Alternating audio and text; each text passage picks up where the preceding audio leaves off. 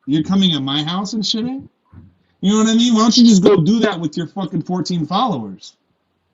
You see what I'm saying? And only reason I know this existed is my homie from high school, who's the only like friend that I had that fucks with my music, because a lot of people just aren't, music heads, and a lot of people I went to school with are just fucking, they grew up, whatever. I love music. I'm in the world. I'm alive. You know what I mean? I'm not gonna live in a box. So my homie from high school really fucking supports my shit a lot. And then Looney Tunes saw this diss. He's like, yo, this guy's dissing you. And they sent me the lyrics. To this day, I've never listened to that song. Now, earlier I told you, like, being a hip-hop head, I'm going to listen to what everyone's going to say. I'm not going to give him the energy. I'm not going to tell you the name of the podcast. I'm not going to play the song and give it a view. I don't want to take my time to get mad about it and waste the song rapping about you, because you even did an interview on yourself about the situation.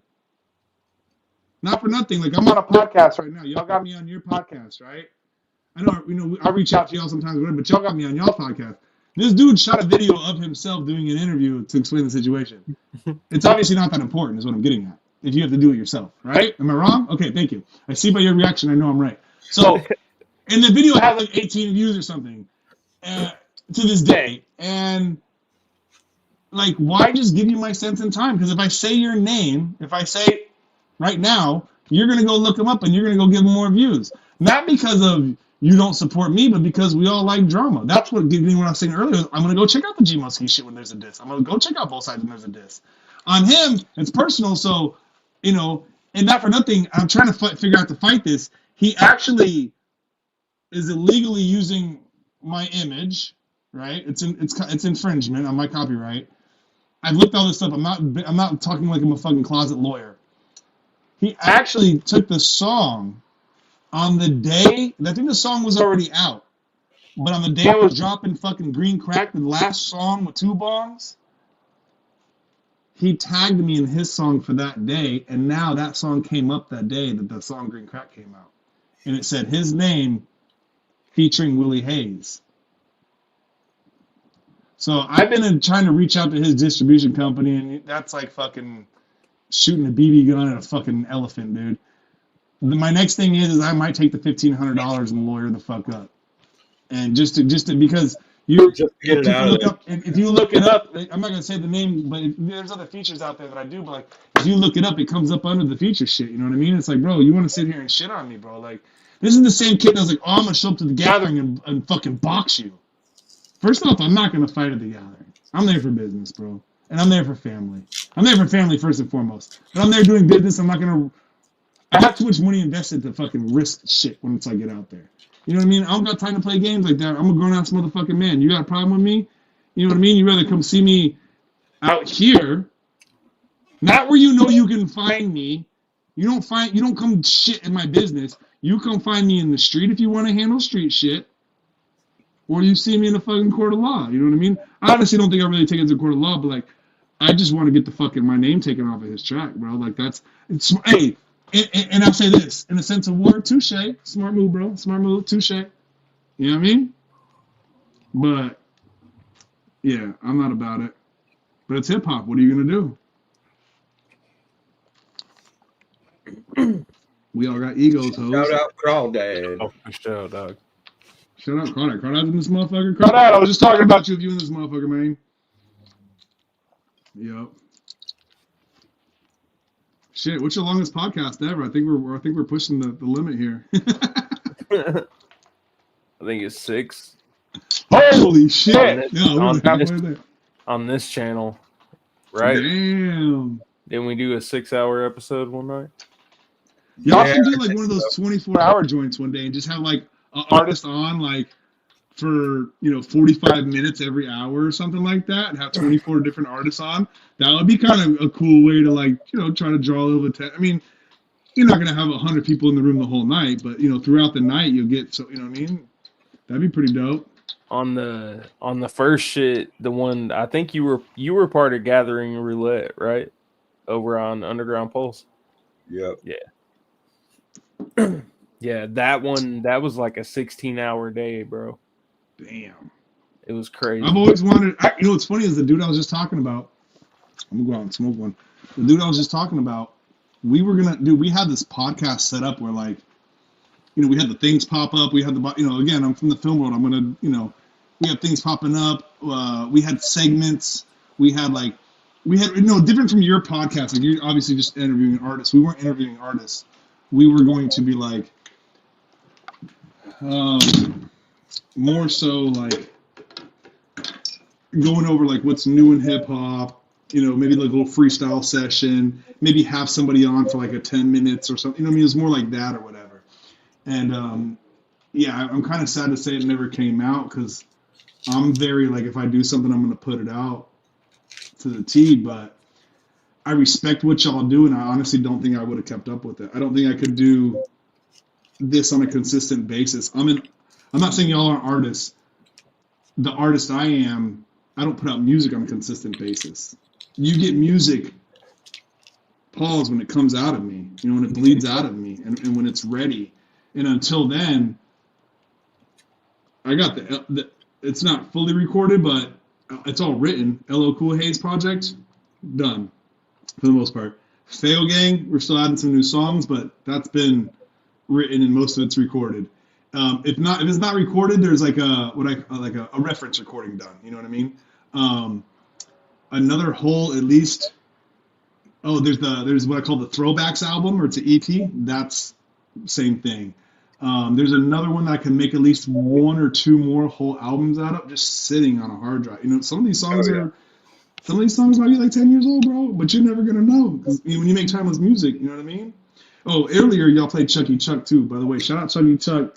Yes, I still want my feature, motherfucker. And when I say that, I didn't go to Chucky Chuck asking for a feature. We was at a show. Chucky was a little lit, and he was like, "Yo, we gotta do a song together." The weed shit or whatever. I'm like, cool, But I don't hold him to it because I knew he would, was a little lit that night.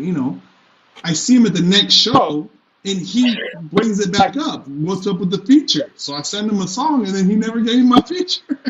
I'll forget about it. Listen, anytime I see him, I give him shit, and it's in a joking manner. This is all, and don't edit clips out. This is in a joking manner, but shout out Chucky Chuck.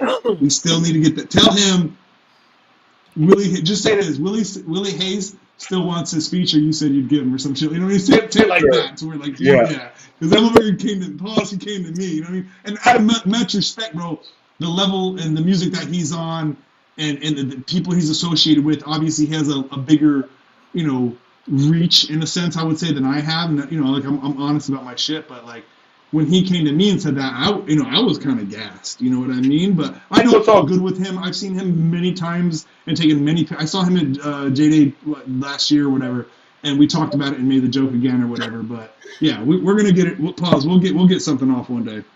And Chuck's got good weed too. Oh, I know. I need to hit them boys up. But yeah, no, he's good people, man. I say that all jokingly. He's super good people. Oh, yeah.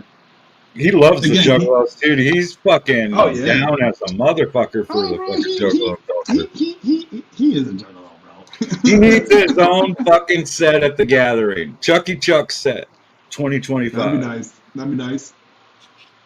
Yeah, let me ask y'all this. Let me ask y'all a question. Who do you think they're going to bring out? Maybe like 3. Jelly Roll. Okay. Nah, I doubt either one of those. Maybe. How could you not? That's what I'm saying. I'll say this. That's why they spun it on our asses and we're like, you guys are the legends. No, I'll say this. Last year when I pulled up to the gathering, I forgot who was standing next to me. I said something about, I was talking to Steve, and I said something about, I know a lot of people are saying that this gathering, it wasn't spectacular necessarily with the performances, right? It was the horror gathering, whatever, like horrorcore gathering, with bigger names and whatnot. And I said, I think they're saving up for next year. This is at last year's gathering. Steve said they're not saving up. He said, and maybe this is a little bit out of order. He's like, they're going all out next year, He's like, it's not that they're waiting to save up. He's like, they already booked 2 huge fucking bands. Those were Steve's words exactly. 2 huge fucking bands. Now, Steve runs this fucking venue. If he says huge fucking bands, They're huge. now I don't know. Here's the misinterpretation. Because people call ICP a band. When Steve said bands, does he mean a Tech Nine? You know what I mean? As an artist, or does he mean a band like Korn, Slipknot, or you know what I mean? You know, whatever. I'm just saying, you know. Or are they saying it as Or like Jelly, Chris or is Jelly Calico Roll Tech considered Nine a together? band? Yeah, exactly. I don't know, but all I know is he said they've already booked 2 huge fucking bands. That's when he said. Then I think at the end he said they're going all out next year. And you know he's on the end, and he didn't tell me. And I think he kind of wanted to tell me, but there's other people around, so he didn't tell me. But like, yeah, I'd love to see Lil White back. yeah, I would too. Lil White did the float last year. That was cool. We got to hang out for a while, and like there's something about like I don't know because we did 2 tours together. I did his birthday show and just other shit, and like I know I respect him. Like you got to remember, bro. He was on MTV on the 3-6 Mafia TV show. Like you got to realize where these people were and what they've accomplished. Project Pat, fucking. And I've always respected him and was like, it's cool that he comes up to me and he's like, "Hey, Willie Hayes, remember this?" You know what I mean? Like, his boy. There's the song we did together, bro. I'll say this: if you ever listen to a Little White feature, they're all dope. But to me, for the most part, it's just you get the little like, you know, hardcore party. Little White told a story on mine. He told a story about the day No Doubt dropped, or Doubt Me Now dropped. Right? He tells the story and says, you know, we were on the prowl looking for some ecstasy, or some LSD or something, but hadn't seen any in a while in Tennessee. And he's like, and so they get some shit, and my boy, he's like, yo, the guy's like, I'll give you all your money back if you don't like it, but I promise you this is the shit. He's like, my boy Onion, his boy's name's Yellow. He's like, my boy Yellow had him the onion face. I've met Yellow afterwards, and he's like, yo, I've been wanting to meet you. Like Mike gets excited. He's like, I've been wanting to like he FaceTimed me one time when they were doing the 3-6 Mafia tour, and he was like, remember on tour when I was saying if 3-6 Mafia, I was like, we would be up late night, 4 or 5 in the morning talking and shit, and talking like he knows I'm an old 3-6 fan, and I was living in Arkansas next door, so he's like, if they ever, you know, like we were talking about if they ever went on a reunion tour. Well, they went on a reunion tour a couple years ago right around COVID or whatever. He invited me to come out to the show, like on live, like on his Instagram. He's like, yo, he called me up and was like, yo, and you know, that's just cool. Like, I don't feel clout for that. I think it's cool that like he respects me that much and sees what I do and what I am. Because, you know, I made posters and stuff of us, and he's like, I'm not gonna ask you for nothing. He's like, I see what you're doing, and I respect it. You know what I mean? Like, he's just a cool ass cat, bro. So I don't mean to go off on that tangent, but yeah, I'd love to see him.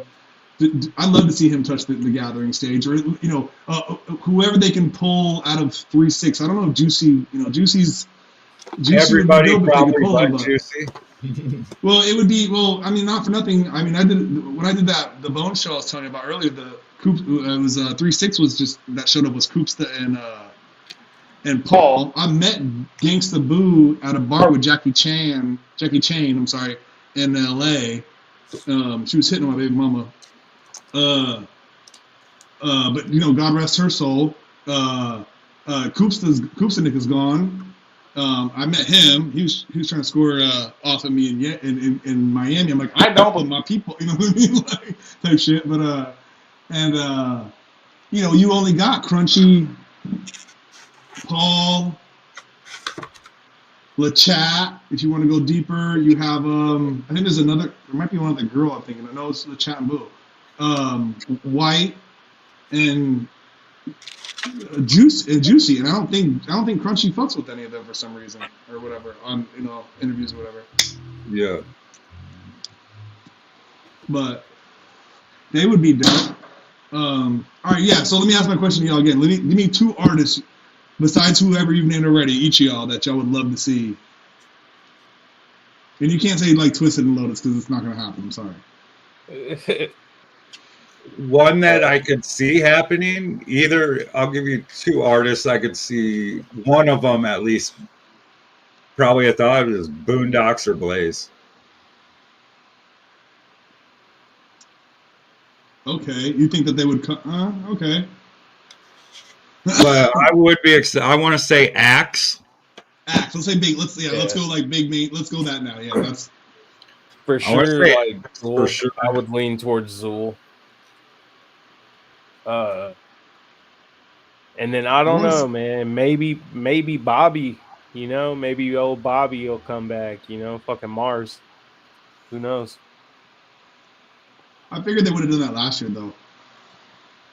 Possibly. In my opinion, for Mars at least. Fuck, dude. There's so many bands. Like, I would like to see something like, and I know that like there's whatever, but like a Slipknot or a Korn. You think Zug's gonna be there? No, maybe I don't know. I mean, I don't know, it could be a I lot got of things. something for him if he fucking does. Listen, goddamn. they have to listen. You're gonna bring You're gonna bring Vanilla Ice out. I think you have to bring Vanilla Ice out. I think. Yeah, for sure. I think what would be really dope, and it probably won't happen, would be Ghetto Boys. Because I'm pretty sure Scarface is pretty much done with. When he talks online, he's pretty much done with music. It sounds like. R.I.P. Bushwick Bill. R.I.P. Bushwick. But I think Ghetto Boys would be dope. You got to bring some, like there's got to be some cool old school band or,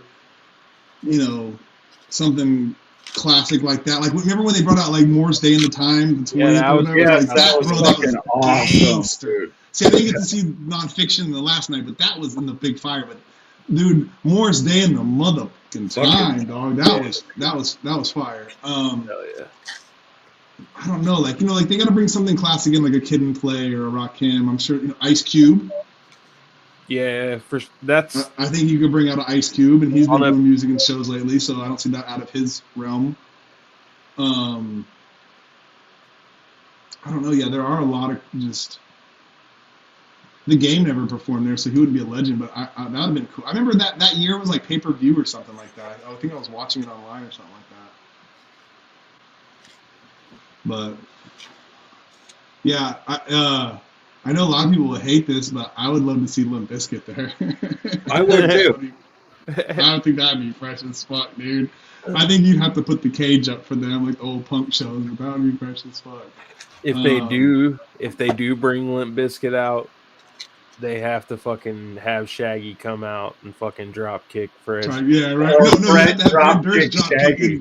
Shaggy. Yeah, there you go. Yeah. Sure. I really, yeah, I think like a dope band like that would just be like super duper fresh, and I don't see why not. You know what I mean? Like, I'm trying to think. Like when they say legends, I'm trying to think of all the people that like. Because I look up other galleries, like who's all performed and but. Yeah. Post Malone. They can bring. Yeah, I don't think that'll happen. You know why? The throwing factor risk. It's just too. With him, I don't think it'll happen because of his people. I just don't see it. I'm not saying it couldn't, and it would be dope. Yeah. But I mean, I don't think he's gathered just to gather before, right? Posey? Who Post? I don't think so. Well, I'm pretty sure he did. I don't think he's want to ever say he gathered. did, bro. Maybe before he was who he was, but I don't know of anything of that. I've never heard that. But that would be dope. And again, when I reference what he told me, 2 huge fucking bands,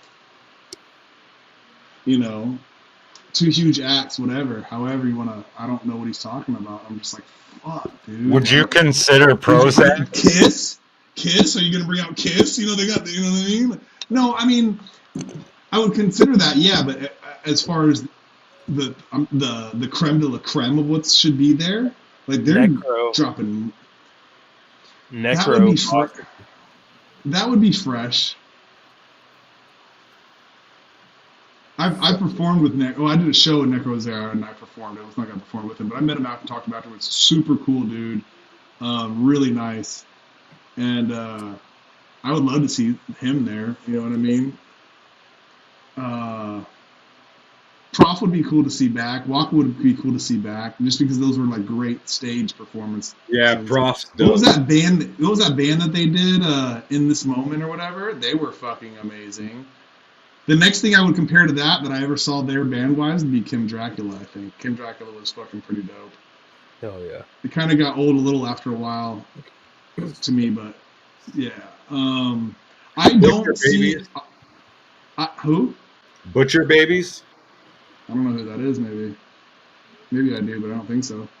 So, I do see. I don't see. I totally see Tech Nine being there though. Maybe even Ritz too, but I definitely see a Tech Nine being there. I don't see. I know everyone's going. I hope to see Twisted, but I don't. That's if they do it, holy shit! You know, and jokes on all of us, but They are I good don't at know. tricking people. They are wicked clowns. I mean, that's what I always say. Like they make us wait out in the heat, and they do this in the Nothing's summer when they can do it in impossible. the spring, but they don't want to. so with the Bone Thugs thing, man, Bone Thugs. I think Bone Thugs will be there. I talked to who was it? Fucking Busy Bones people, right? And told them it was Gathering of Legends. Da da da da. They said, "Who over there at Psychopathic handles that shit?" I told them Rob. You know, get in touch with Rob. Yep. I'm sure they'd probably reach out to them anyway, especially knowing that they're all coming out with this new album with all 5 of them, and they're going to be touring with that. You know what I mean? It makes sense to do together. I know people are like, "Yeah, but I like to see Redman and Method Man there." Even though they're like, "Fuck family, this is hip hop" or whatever happened or whatever. Bring Bubba Sparks back, bro. Method Man is fucking Wu-Tang, period, would be dope. Yeah, Wu-Tang, period. But Method Man's sick with it, dog. Like, yeah. I was always a Method Man. I got a Wu-Tang tattoo when I was a kid. My boy like that Stick shit and into poke. me, but yeah. Yep. I went over it eventually, but yeah, Method Man's Wu-Tang's dope, period. Yeah, I don't know. I think it'll definitely be interesting to see that lineup, and it's going to be like, I think we're going to see some names and be like, holy shit. I forgot about them motherfuckers. Yeah, I think we'll see some new names that are holy shit. I think we'll see some old names that are holy shit. Again, I don't see Tech Nine not being there, man. I really don't. Excuse me. He's a gathering legend. I mean, so is Jelly Roll, you know what I mean? Like, yeah, I don't see him not being there, to be honest. You know, I don't really care to hear him do any of his country shit. I'm not a country fan. That's just me. I don't think he'll bring that if he does. I think he will. I think he'll do some of the big hits that everyone knows, but I think he'll be like, all right, y'all want that old Jelly Roll? I think he'll do some rap shit. Yeah, I said Jelly Roll hanging drywall for main stage. That's what I was just about to say. I was trying to remember the drywall shit. Yeah, I was about to say yeah. If you don't sell them shirts there, bro, I will. No, I'm just kidding. I don't bootleg shit, but that's funny. What he saying? If my PO asks, I hang drywall. Yeah, that was a fly ass shirt. I might print one up just for me and wear it again. Oh yeah. You care if I play an ad real quick? Play it. Run it. Oh shit. Forest Maze Mycology, your one-stop shop for all your trippy and mushy supply needs. We carry premium dried mushrooms, mushroom chocolate bars, mushroom gummies, blue honey, and also accessories, agar, gourmet liquid cultures, grain products, substrate, and research liquid cultures, all discreetly shipped directly to your door. Contact Lowe's and Loud Podcast to order today.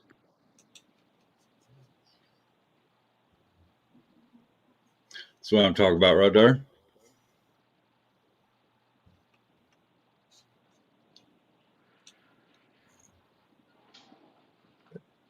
I'm gonna play a little tune. Some tunes.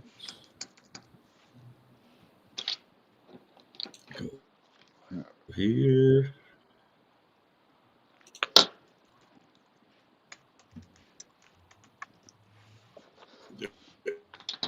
Yeah, it was dope the other day. I got on Facebook and I saw this post, and it's a black shirt with the Fail Gang tag, and it's the Tupac and Biggie picture, and I made them, you know, I put Shaggy's paint on one and the Duke's paint on the other, and I put the chains on them and shit, right, and wrote Fail Gang on the shirt or whatever, and the tattoos. And I see this shirt online, like somebody posted it. I'm like, oh, that's dope. I was just thinking it's an old post or something, you know, like the memory shit or whatever. And I look at it, and it was like, the countdown. It was Steve. He's like, the countdown has begun.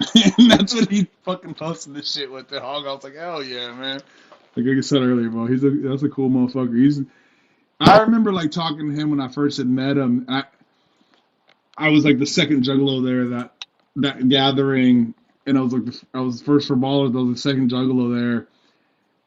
And he's like, oh, you know, if you could tuck your RV over there or something. I thought he just worked there. I didn't know who he was. And I got a table out, and I got like 2 ounces of chronic on the table. And he's like, oh, that looks like some good shit. I was like, oh, yeah, let me know, come by later. And like from then on, I just like kept on talking. And then I found out, oh, he's the owner of the property. I was like, oh, I was like, you know, and I just kind of would just like talk to him, not like, I don't know, just like, just talk to him and, you know, whatever. And like, whenever he needed something, or, you know, I'm an organized person, you need these people moved, cool, I got, you know, da-da-da. And I think over the years saw how I was. Right. Yeah, he's a cool motherfucker. He's cool to, like, I remember one of the questions I asked him, he said something about, like, I said something to him, I said, when I first met him, I said, are the juggalos like the you know, like the worst, not the worst, but you know what I mean? Like, are we the most rowdiest crowd? I think was what I had asked, you know what I mean? Not the worst. Are we the most rowdiest crowd? And he was like, no, man. He's like, I fucking love when y'all fucking come here. He's like, it's the, and I had already been to the Legend Valley, but I didn't meet him my first year there or whatever. You know what I mean? Until like, you know, my third time probably there or something. He was like, no, this is, he's like, I love the Juggalos. He's like, I love this shit. He's like, y'all are fucking, like, one of my least worries when y'all come here. You know, he's like, I know what to expect. He's like, it's when the bikers and I don't think he used the term redneck, but I'm gonna use the term redneck. He's like, when the bikers and the rednecks come here, or maybe he said rednecks, not bikers, but, and he's like, when they start drinking the whiskey, they start fighting and all that shit. I'm like, oh, and it's probably a smaller festival too. I'm not thinking there's 10,000 of those motherfuckers there. You know what I mean? Yeah. But yeah, man, he was always a super cool motherfucker. Yeah. He'd be on vacation posting pictures of fucking his Fago Gang hat and the beer and the lizard and the beach in the background. I'm like, bro, like, he be repping Fago Gang, dog. I'm like, that is fucking some. That's dope. You know what I mean? Like, I'm not. Yeah, I forget that we're on live. Cool. I thought I was just talking to y'all for a minute, but yeah, I don't be like bragging about it. But yeah, Steve's a cool motherfucker. Period. Like, that's cool that he lets us come out there. You know, we got a bad name as it is, and I know a lot of people are like, oh, it's at the same place and it should be moving and it's not fresh and da-da-da. And I'm like, yeah, but you know what? We got a home, actually. Like a home that lets us be home. And I don't mind that. You know what I'm saying? Like, I'm not from when it was always changing, but I had been to, four different lands or whatever, I think. But, you know, I'm not mad at it. I don't mind the Legend Valley. They fuck with us. Yeah, for sure.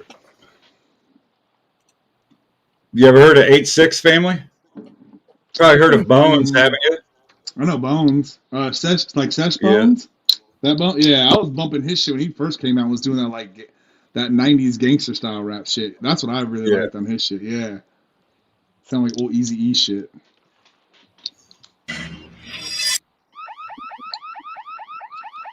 This is from his clique or crew? Okay, that's Bones right there. Yeah, 8-6 family down there in St. Louis. Where's Bones from? St. Louis. Okay, I don't think I ever knew that. I just kind of assumed West Coast. He does. Frodo's also one. Frodo the Ghost. Yeah.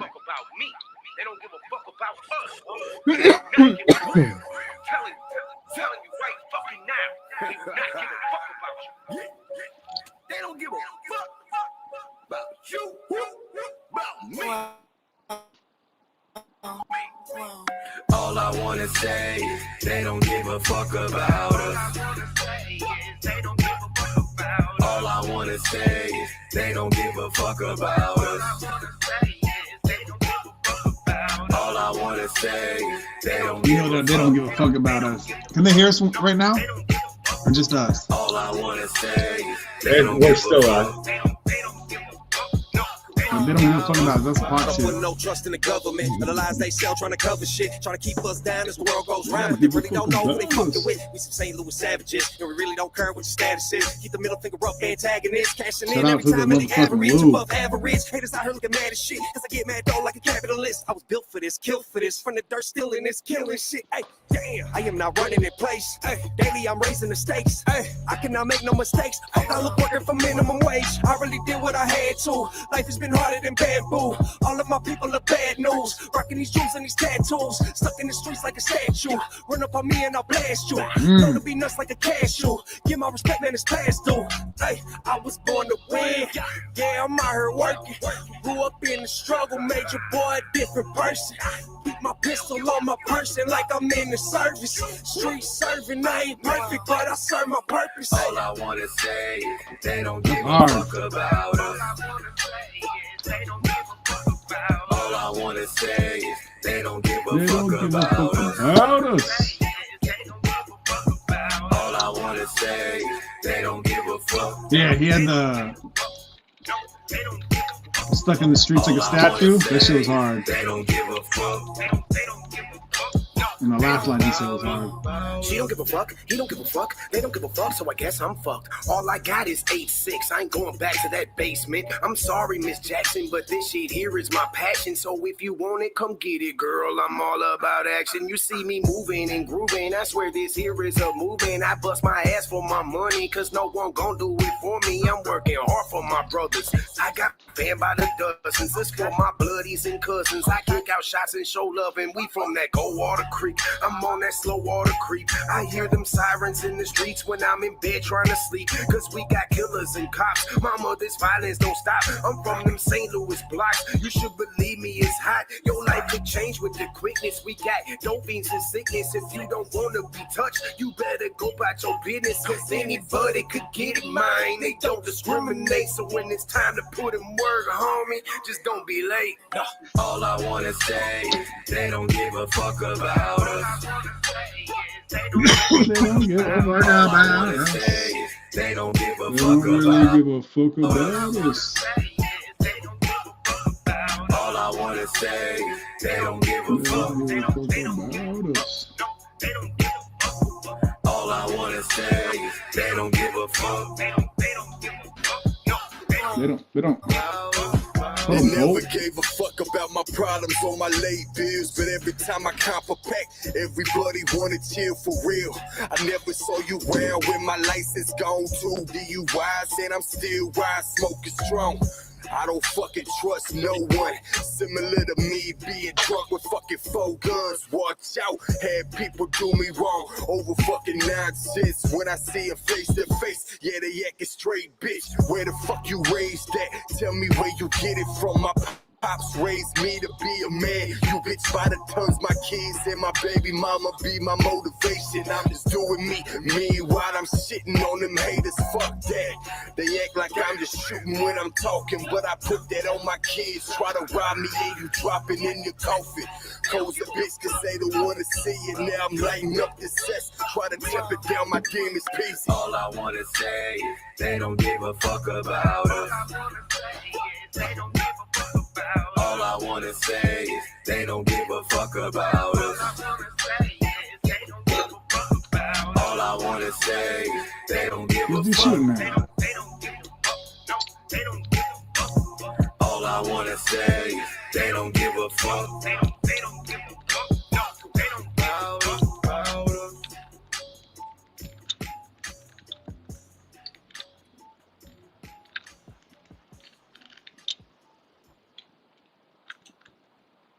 Yeah. Shout out to Bones and Frodo and the whole 8-6. They don't give a fuck about us.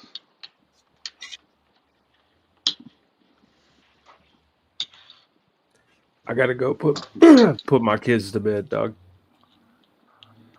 All right, folks. Time to What's tuck up, yo? Kids in PG time is over. This falls Max in the industry. That's what Tupac said. What is the I'll be Digital right. Underground I'll be right album? back, bro. It's a good thing that I'm rapping. 'Cause if it wasn't for the rapping, I'd be macking. It's a good thing we got music. You got any shows coming up? Not. I can't remember everything. May 17th, I think I have a show in California. MC Life, shout out MC Life. He's doing some kind of like art hip hop festival where it'll be like, a bunch of artists, be like, it's Cali, you get some live art and this and that, and like, it's gonna be a whole like event vibe or whatever. So I think I'm doing that on the 17th. I think it's the 17th or the 23rd. Someone else asked me something about the 23rd, and I was like, I gotta get back to you. Not that I'm like all booked up, but like, I'll be remembering everything. I gotta be writing shit down. So I got that. I think I got a show in May, June in Ohio. I'm doing the float, hopefully the gathering. But right now, honestly, with the kid and everything, I'm not taking on like tours. I'm taking on spot dates, like, fly me out to the show, or if it's something local. I'm gonna try to work on eventually doing some more stuff here and not here, but in the Bay Area and back down in LA. I've done stuff in the past there and in LA when I was living in LA before I moved to Vegas, like, a few years ago. I still got people there I could tap in. That's no problem or whatever. The Bay, I know a little bit less of, but I've done shows in the Bay, and I know I always get a good vibe in the Bay, bro. It's the Bay, and I'm not like your. I don't know. I don't really fit in anyone's box. People always tell me like you're a little different. You know what I mean? Kind of thing, music or whatever. And the Bay is a different place, and the Bay has always been like real accepting of my music, real accepting. Not that I make like music that's not acceptable, but like, really like, yo, like you get that, like, you know what I mean? Like because I feel like up there a lot of music is like, you know what I mean? On like up and down, and because of my different sounds, my show almost goes like that or whatnot, and maybe that's why. Shit, we rapped one time at the fucking one of the, what is it? I forgot the name of the no, it wasn't Maybe it was in Berkeley. It wasn't Berkeley. We rapped at one of the colleges one time. Like, there's a teacher who I forgot his name, but he used to run like allhiphop.com or whatever. He was like the dude or whatever on there. And I was like, oh shit! Like, I used to read your shit all the time. He teaches some class up there, and somehow like our homie that was just like we got brought in, and like me and east of the river, we just went. They were asking us questions about being an artist and whatnot. And we're literally in the middle of like a 23 city tour, and like we got to rap in front of the fucking like in a college where everyone's sitting in the row. You know what I mean? Just like in the movies. You know what I mean? They're on their computers and shit, like that kind of shit. You know what I mean? Like, and like I remember I forgot what verse I spit. Probably WIL E HAZE, feel amazing when I'm blazing on this plant that I pre or something. I don't know. I was rapping about weed, and as a gift, like the artists were all giving like the teacher like the CDs. I gave the teacher my rolling paper. This is the day, and it's Cali. And everyone in the classroom fucking laughed. You know, he didn't smoke, but he's like, I appreciate that it done.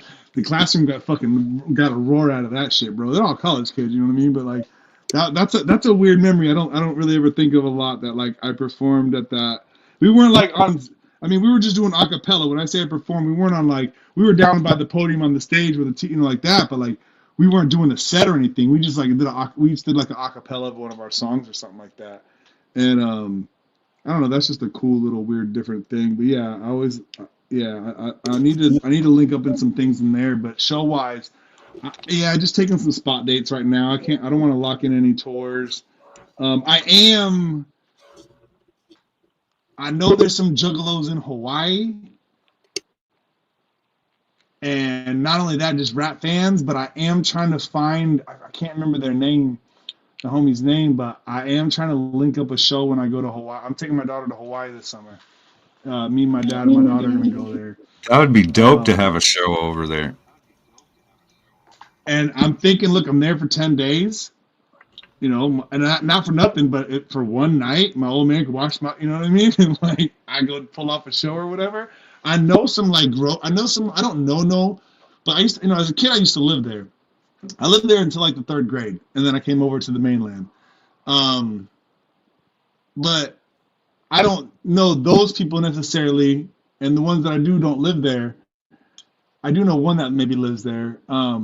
But I know some like growers and people online that just, you know, are, you know, we've connected over music or whatever. And for that sake, yeah, I'm gonna try to really reach out. I need to start doing it now. But and that better be your fingers, or you're gonna get banned, sir. Oh, I thought that was a real butthole. I thought I was at the gathering. But for that sake, I think I'm gonna try to.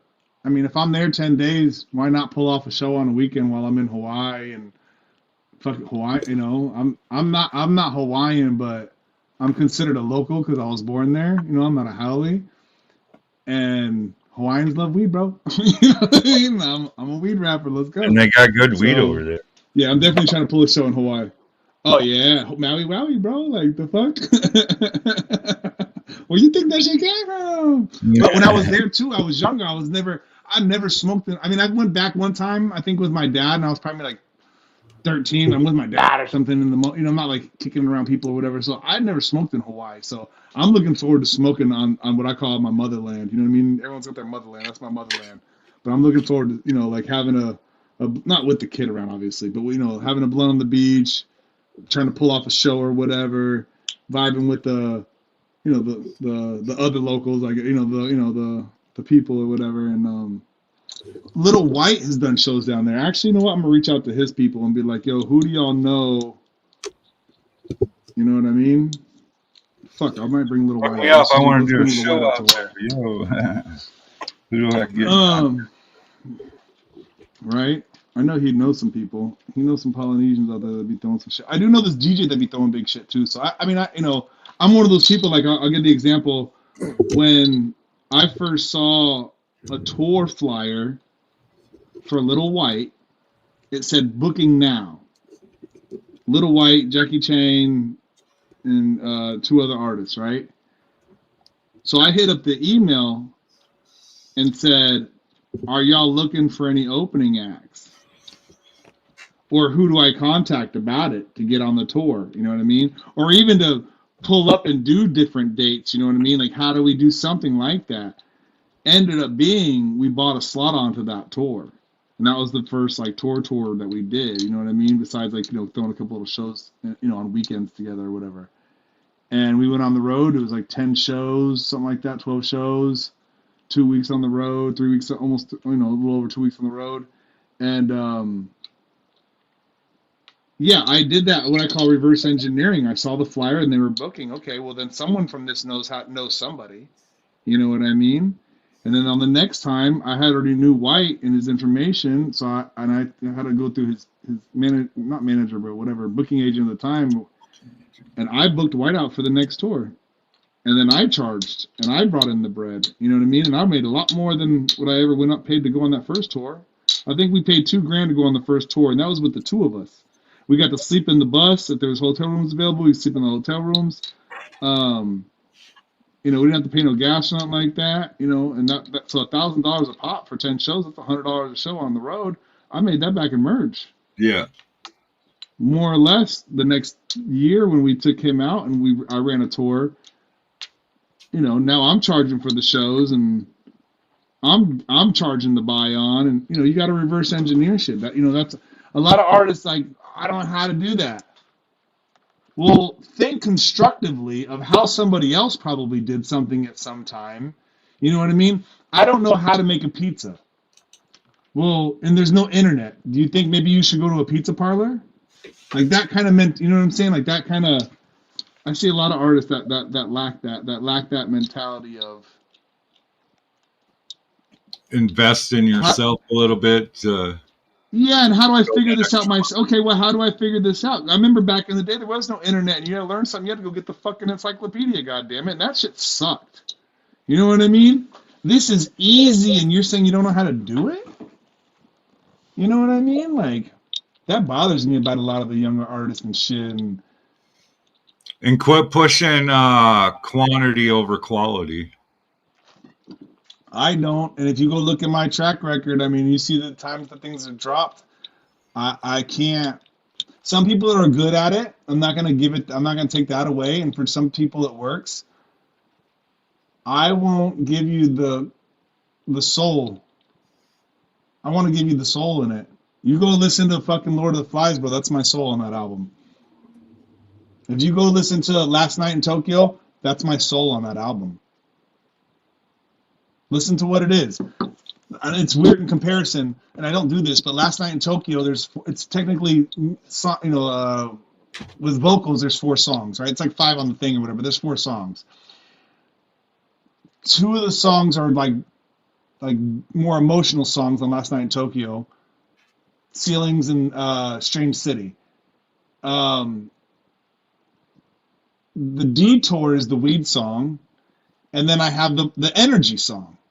Right? This is funny how I'm not realizing this myself. The energy song would be the Let Smoke song because the beat's real like a beat. Lord and the Flies, you have 2 dark songs, the first and the last song. You have the weed song, and you have I Ain't Fucking With Y'all, the energy song.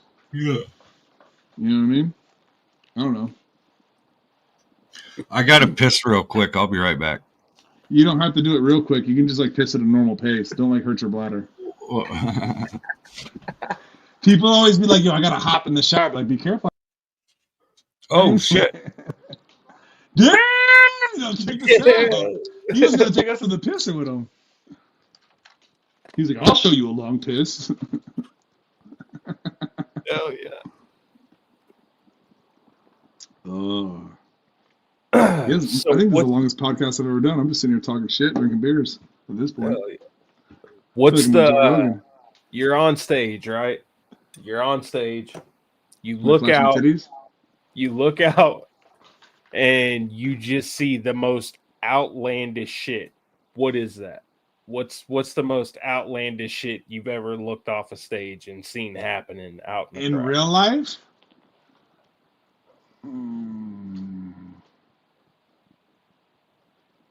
Not outlandish. I mean, I've seen titties. I've seen girls sucking on girls' titties on stage, or not on stage, but from on stage. Nothing. I mean, maybe a butthole at the gathering, and probably like in the parking lot party, not like like on a big stage, but like parking lot party. I was thinking I've seen a butthole, like while performing. I'm like, you know what I mean? Not outlandish. It's not like crazy. For us, it's not crazy. Yeah. If you took a regular rapper out of society, you'd be like, what the fuck? You know what I mean? He'd be like, bro, pause, no homo. But I don't think I've seen anything like too crazy. I've seen people fight, you know what I mean? Like I've seen some shit like that, but nothing ever. I've never seen a giraffe shooting smack into his neck or something. I'm trying to think. Fucking nothing too wild. Smack giraffe. Yeah, titties are always fun to see on stage and off stage. I felt like ever since the Oklahoma gathering, there's been like less like flashing, and it's just more titties out. Like there was a point in time I felt at the gatherings where there was like a lot of like maybe it was just me and my performances or something. I had seen like a lot of like flashing of titties and and then Oklahoma was weird. No, Oklahoma's where we saw the flashing of the titties actually. So Oklahoma titties are legal, bro. And I think I saw some like last year. Or Homeboy's DJ had her titties out on stage last year. That's what that was. Yeah, we need more titties. We need more flash. Don't always just leave them out. You know what I mean? Sometimes you just gotta flash them. You know what I mean? That's fun. I'll flash mine back to I don't have a problem. That's what we need. See, he didn't take a quick piss. He took a long piss, and that's good. It's healthy. It It is, man. You just take your time, let your bladder do its thing, you know. Don't tear that urethra. You feel No. me?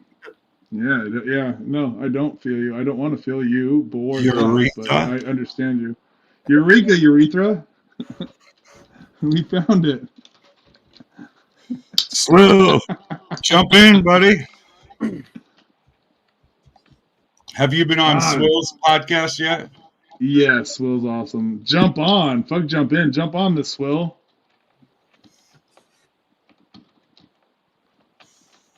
I put there's the link, Swill. Where is he? Come here, you fucking Europeaner. How is it over the pond? I'm just talking shit. I'm in the mood to talk shit. Maybe this is why. Where'd he go? Fucking... Swilly Hayes, where you at? Any collabs Swilly coming? Blaze. Yeah, I talked to Lunchbox. We're doing something. I talked to, and not the Lunchbox that's like has accusations or whatever. Not that Lunchbox. Right. Let's be clear here. He sent me some beats the other day. I'm trying to get something done eventually. I keep on bumping in with them. LSP. Hold on. Ant Dog. Matapelli. Matapelli Music. So I'm trying to do some stuff with Matapelli. I have some stuff with Yak coming. Nothing official, but I have a song or two that I'm probably going to send Darby's way. I had told Darby, I've been seeing him, but I know Darby from Florida when me and Two Bongs were doing shit or whatever. I think on one of the podcasts we played some of the footage of Darby, or I was somewhere and I showed homies. The other weekend we were at the crib in Vegas, and I showed some of the homies like some old footage of Darby that I had shot or whatever. My homie shot for us at the show. But Darby's always been a down-ass juggalo, and I told Darby, I was like, he came up to me at the J-Day in Texas and came up, put his arm around me, and from behind, I was like, who's that? And I was like, oh, what's up, dog? And I was like, hey, dog. I was like, not because of the clout, but when I come for that, I was like, I'm come for that feature. You know what I mean? He's like, I got you. I was like, no. Like, I'm not gonna pay for it. I'm gonna, you know what I mean? Like, I told him this. I was like, bro, I told him this face. I was like, bro, like, I'm not gonna pay you for it. Like, you're just gonna give me the feature, right? Like, you know what I mean? Don't Hollywood on me and shit, dog. Like, this Florida right here. This Florida. So nah, Darby's cool people, man. Even if he did, if for some reason he had to, I would or whatever. You know what I mean? But it's not like that. He said he got me. But I do have a couple of tracks I honestly feel would be like a good vibe for the music that sonically he's like. I wouldn't do it just to do it because I want to track with Darby or I want to track with somebody or I can cash in on or something or I can afford to buy something. Like, it's got to work. So, and I have these two tracks right now. And one he might feel more than the other. He might feel both of them, but like I could hear him on them with the music and the sound that he has. So I'd like to do that, but I won't send that to him until I have more than a reference recording. Besides that, me and Cartoon have talked. Just going to say Cartoon. Me and Cartoon have talked. Me and Zicho have talked several times, and we keep on like whenever we bump into each other, we got to do music. And with those guys, I feel like it's more than when I just sometimes you bump into we should do a track but like those dudes are super on my list to eventually work with. I'm always curious as to who people want to hear me with or would like to hear paired up. Right. And me as an artist, I always try to tell people, like, a lot of artists come to me and they're like, yo, what's up, man? I got this weed song in mind. I'm like, that's cool. I'll do it. You know what I mean? I'm known for, listen, if you're looking for a weed verse, you're not in the wrong fucking place. You know what I'm saying? Like, it's the right thing to do. There's other people that do weed shit too, or whatever, like Bake Low or fucking Chucky or whatever. But like, like if you're looking for a weed verse, you're in the right place. However, I do like sometimes when artists come to me and they go, "Hey, I got this song, and it's dark," or "I got this song and it's hyphy," or "I got this song and it's what." Let's go. Oh, speaking of hyphy and speaking of features, I got Yak on a new song. Man, I wish I could send it to y'all. I got Yak on this track we're working on. It's like this real West Coast Bay Area hyphy type shit. There's a funny ass line like last night I made love to West.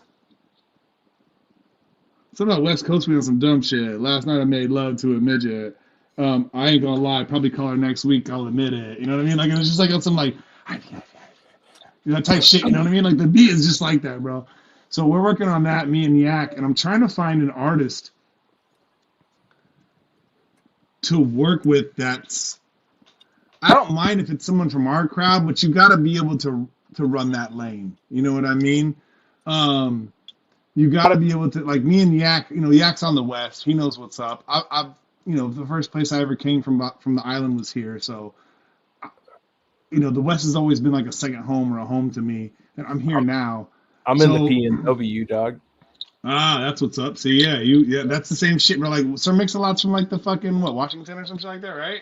Yeah. I never knew that as a kid. I always thought he was from fucking Cali, but it's the same. You see what I'm saying? It's the same wave. It's the same vibe. Yeah. But we got some hypey shit which I'm trying to do with that, and are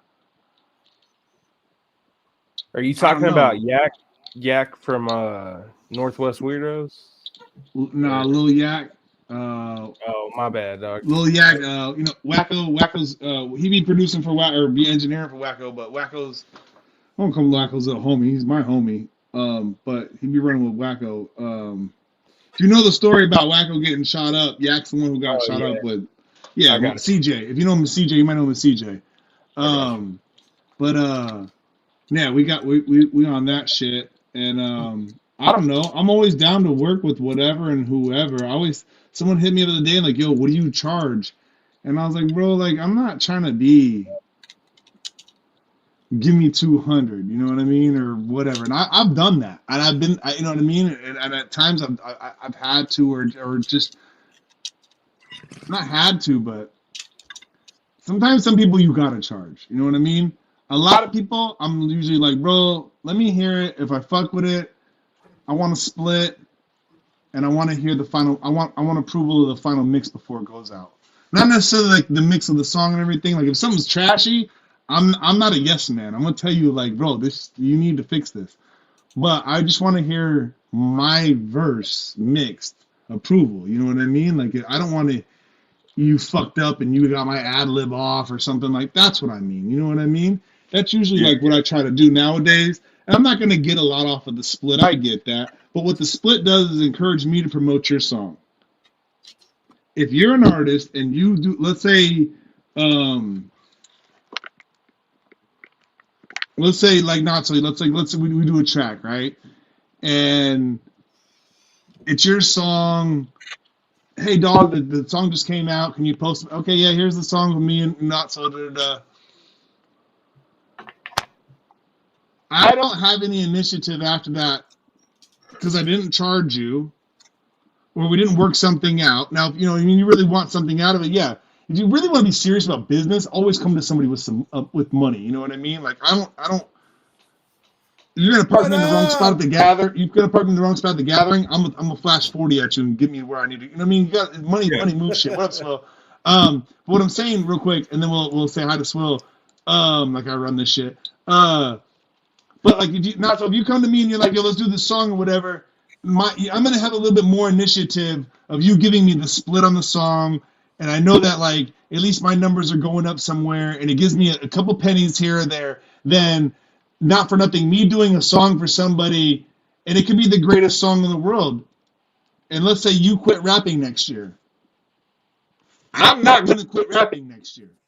Now the song I did for you, if I don't have any kind of split or anything, is sitting there dead in the sea and you're not pushing it. I actually took over a song kind of like that with the artist recently. It's a song that's been out, and I just put it on my channel. Like, he's cool with it, but Yeah.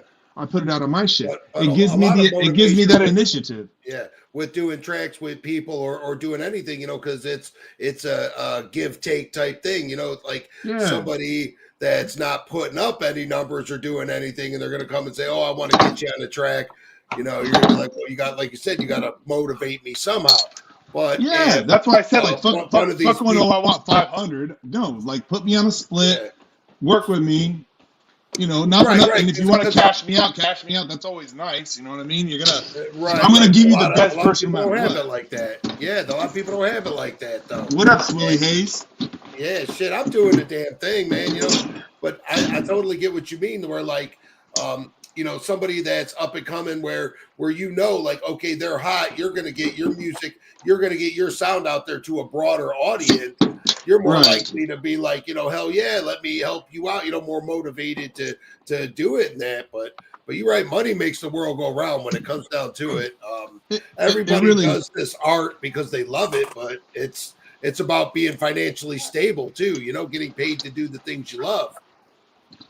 Yeah, and sometimes instead of spending, you know, $1 million on stupid shit, and you really want to support someone, go really support their shit. Fuck yeah. What's going on with Cash and motherfucking Lee G here and shit? What's going on with you, Lee? This stream been running for goddamn 7 hours. Right, Started this pretty thing close. Almost yesterday. 420. Hey, Willie, I just want to run say out I of woods. apologize. My fucking laptop was unplugged and it fucking died on me, but I got it plugged in, so we're good. Oh, you're good, bro. Oh, good, Cash. It's good No, seeing you're you fired, back in bro. the saddle. You're fired, Cash. He just got What up, back. Will? He just got What up, back.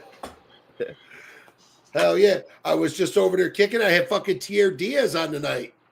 Fucking Oh, nice. Tier Did Diaz. you, oh, hell yeah. Yeah. How'd that go? Pretty good. We drew some dicks on him and shit.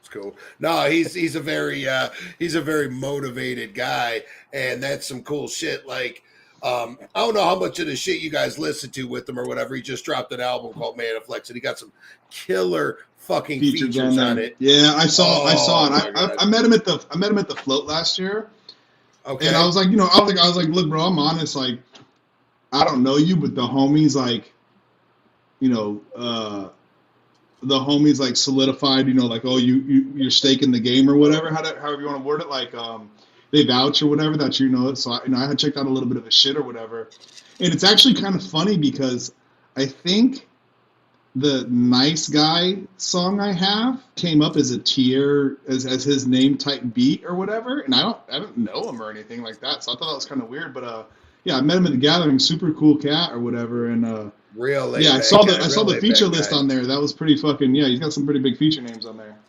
Fucking got DMX on there and shit. What? I had to ask him. I was like, was that Yeah, how'd you pull fucking that off? was that AI DMX? Yeah, how'd you pull that off? Right. But I'm it was just some saying. older shit that he had, and it was That's dope. super dope, right? So he did a song with That's DJ cool. Clay, and there's a little thing at the end where DMX shouts out Tier Diaz. And Okay. I was like, man, wait a minute. And he's like, yeah, that was some older shit that he had when he dropped a previous album, and was like, you know, just felt like wanted to put that on there, pay a little tribute to the underground and Yeah. shit. It's he got some Nothing good wrong with shit, it. man. Is some of the And shit market it too. Nothing wrong with it. Market it. Fuck it. You know what I mean? If he's on there, market it. Absolutely, absolutely. And yeah, he got the shit. I'll tell you the one I think I was most impressed by, because he got one with ICP on there, and that's good and stuff, you know. Yeah, I saw Violent J or one of their names. Yeah, ICB or something. And it was actually a Got good one feature. with Like Royce the 5'9". Mhm. that's the one I'm talking about, right? Where he brings in the what is it, the Killa meets evil or whatever. Yeah. And then I think about it like, okay, you know, Royce the 5'9" and Eminem's doing the bad meets evil shit. Right. And now Royce is gonna, you know, pull that and do a track with you like under that same type shit like that. Goddamn, that almost puts you in a category with Eminem. That's got to make you feel good, right? I mean, with the name and the marketing, yeah, it's an easy like link to find. It makes sense. You know, I got a yeah, monkey, yeah. Sorry. That's all right. I seen you over here sipping 40s and fucking smoking on his shit. I know where you at. Oh my third, maybe fourth beer. That's 4 beers in like Yeah. 4 hours, bro. That's pretty. You know what I mean? That's not even That's that. pretty Yeah, good. that's not Yeah, terrible. that's chill, dude. I'm not the trying to be milk in all. it. This ain't drink champs, bro. I'm not trying to go. And tell y'all like in this one party gathering. Yo, I've story, seen some dog, wild story. shit. Fucking sin from fucking Zug Island. We fucking interviewed him on fucking Underground Pulse, dog. And this was like a fucking 6-hour interview, bro. Right? I don't know. It might not have been 6. It might have been like 4. But it was a long ass. That's a fucking long interview. Yeah, And, a long interview. It was sad. Progressively over time, he just got drunker and drunker, bro. And like at one point, we were like, well, we're coming up on the hour mark, and then we cut it off, right? And he was like, what? You're trying to cut me off? He was like, you don't cut me off.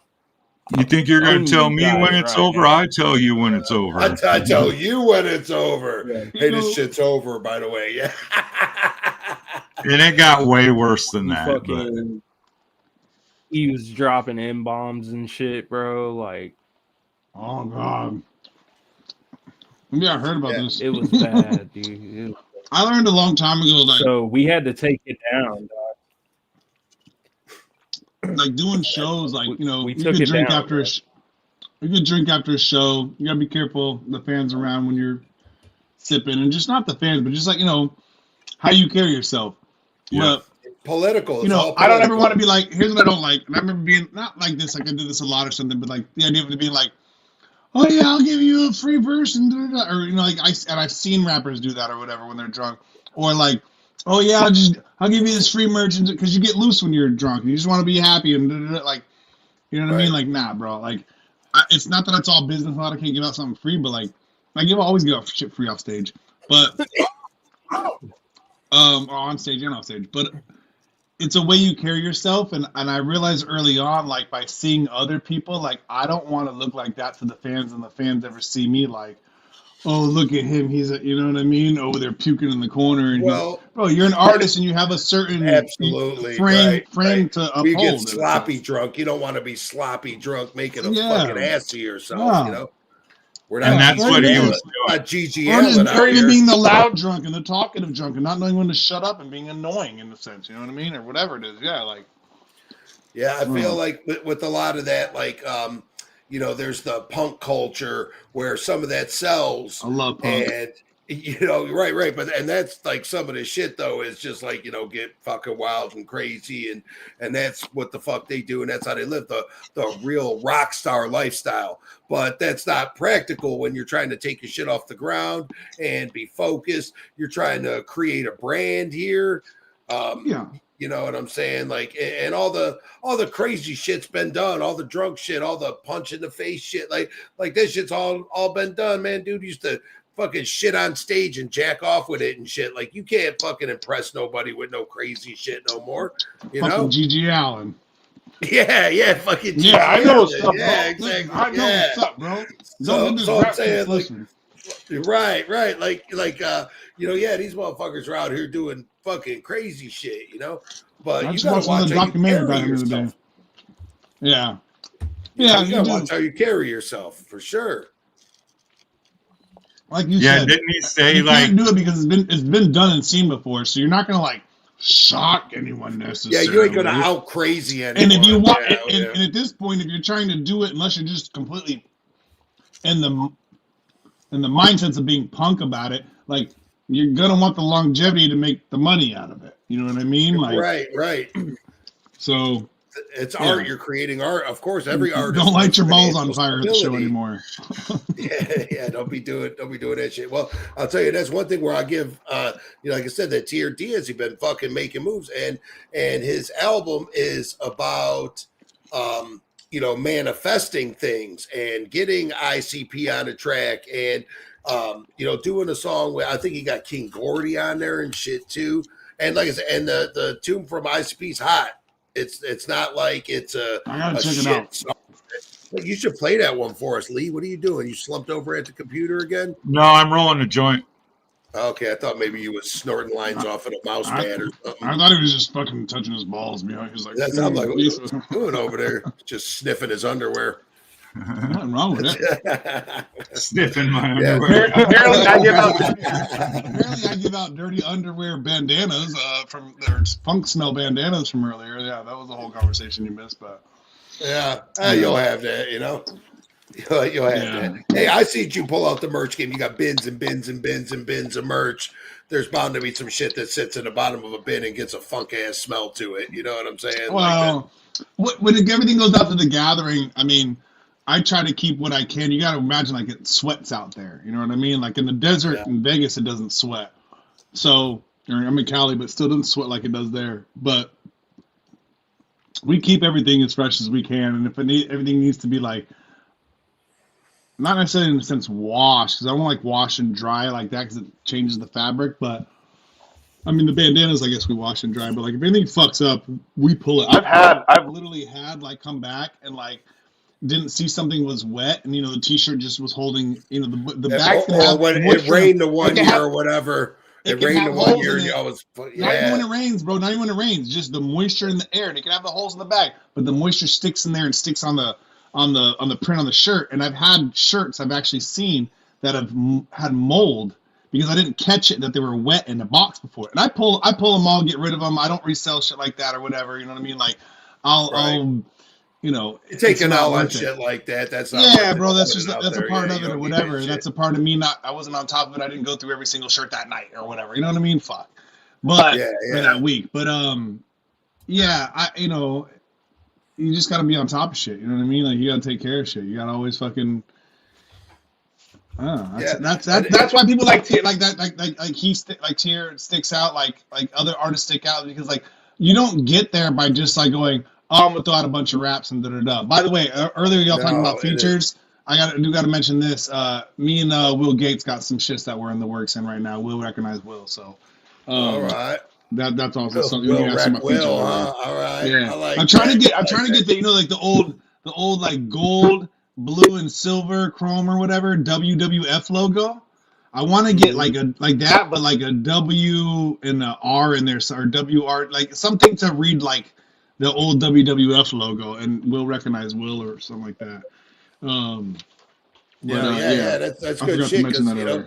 Yeah, he's making some waves. Fucking, they're definitely making some waves in the jug community. Yeah. We got 2 to 3 songs already in the works. One he's already sent me the verse for. So yeah, or 2 maybe he sent me the verse for. All right, Mr. Diaz. Yeah. Fuck yeah, show us. Hey, I was impressed by Jay's fucking verse on this. Motherfuckers in this world. It's not that bad. Motherfuckers will be following trends and doing what motherfuckers says is cool. Eating my heads nuts from the back. They done got type 2. Motherfucker, shit. Bitch, I don't really give a fuck. What's pop? Bitch, I don't really give a fuck. What's sharp? Bitch, I don't really give a fuck. All them trending topics, man. I don't give a fuck. Man, fuck that shit. Bitch, I don't really give a fuck. What's pop? Bitch, I don't really give a fuck. What you what? Trip. Bitch, I don't really give a fuck. All them trending topics, man. I don't give a fuck. Every day's a new craze, new phase, new thing. Infiltrating everybody brain, y'all so lame. God damn, I'm in a different lane with nothing alike, man. There's nothing the same. So there's a price, you know that I'm right. You scrolling all night with nothing to gain. Body wanna fit in, I'm on my business. Do what I like, not what is hype. This time of the year, fake it in a pair of veneers, man. Your shame non-existent. If you ain't on the latest trend, you're like, oh fuck, I'm missing it. Everybody watching that, I'm trying to watch that too. Even though it's really trash, I'm trying to jock that too. Speaking with the hashtags and gain a follower too. I really got nothing to add in life. Where do I move? Y'all are puzzle pieces, a bunch of reasons y'all made me queasy. Keep on my fucking opinion when I read it. No switch that shit up. I like it. Bullshit. Long as it's so in. Y'all can keep trending topics. I'll be on my own shit. Man, shit. Bitch, I don't really give a fuck. What's pop? Bitch, I don't really give a fuck. What's sharp? Bitch, I don't really give a fuck. And it's got that ICP sound to it, you know? Yeah. It's got a cloud. The cloud. What's pop? Bitch, I don't really give a fuck. The sway of the beat. Bitch, I don't really give a fuck. All them trending topics, man. I don't give a fuck. Topics trending go viral. spiral for miles out of control. What am I state patrol for these flaky hosts? Pull the rope and blow them out the windows. The Duke the Doom blow hoes, big Jobos, kabuki boom, and the soul gets solely pulled below to a level no one wholly knows. If we show this topic here ain't trend, it's the only topic there in the air. Gotta knock this spin on lots of friends. You the hot one till the not too thin. Let's not pretend this spot you in. Sick as a clock that's got no hands. No tick tock, no stop and go. You Raj, still think it's hot to troll? What you think about this? Hit or miss? Well, what the people say. How you feel about that? Better what? Well, what the people say. Fuck the people, fool. I'm asking you. But I need the people. You ain't got no fucking opinion, son. People, give me one. Topic trender, king of the keyboard. Dissender, swing the E-sword. Start your heartbeat, plug in the cord. Followers adored, you scored. Can't stop with a trending topic. Come out the pocket, cap and rock it. Take a cock up the anal. Depends on how many jackets. Fuck this shit. Y'all can't stop it. Give a fuck about what you want. Man, fuck this shit. Y'all can't stop it. Give a fuck about what you talking about. Nah, go ahead, man. You go ahead and put that big, fat, veiny, hairy, mainstream dick up in your throat and have it pushed all in your belly. Us, we's juggalos. We always will be juggalos. You punk motherfuckers.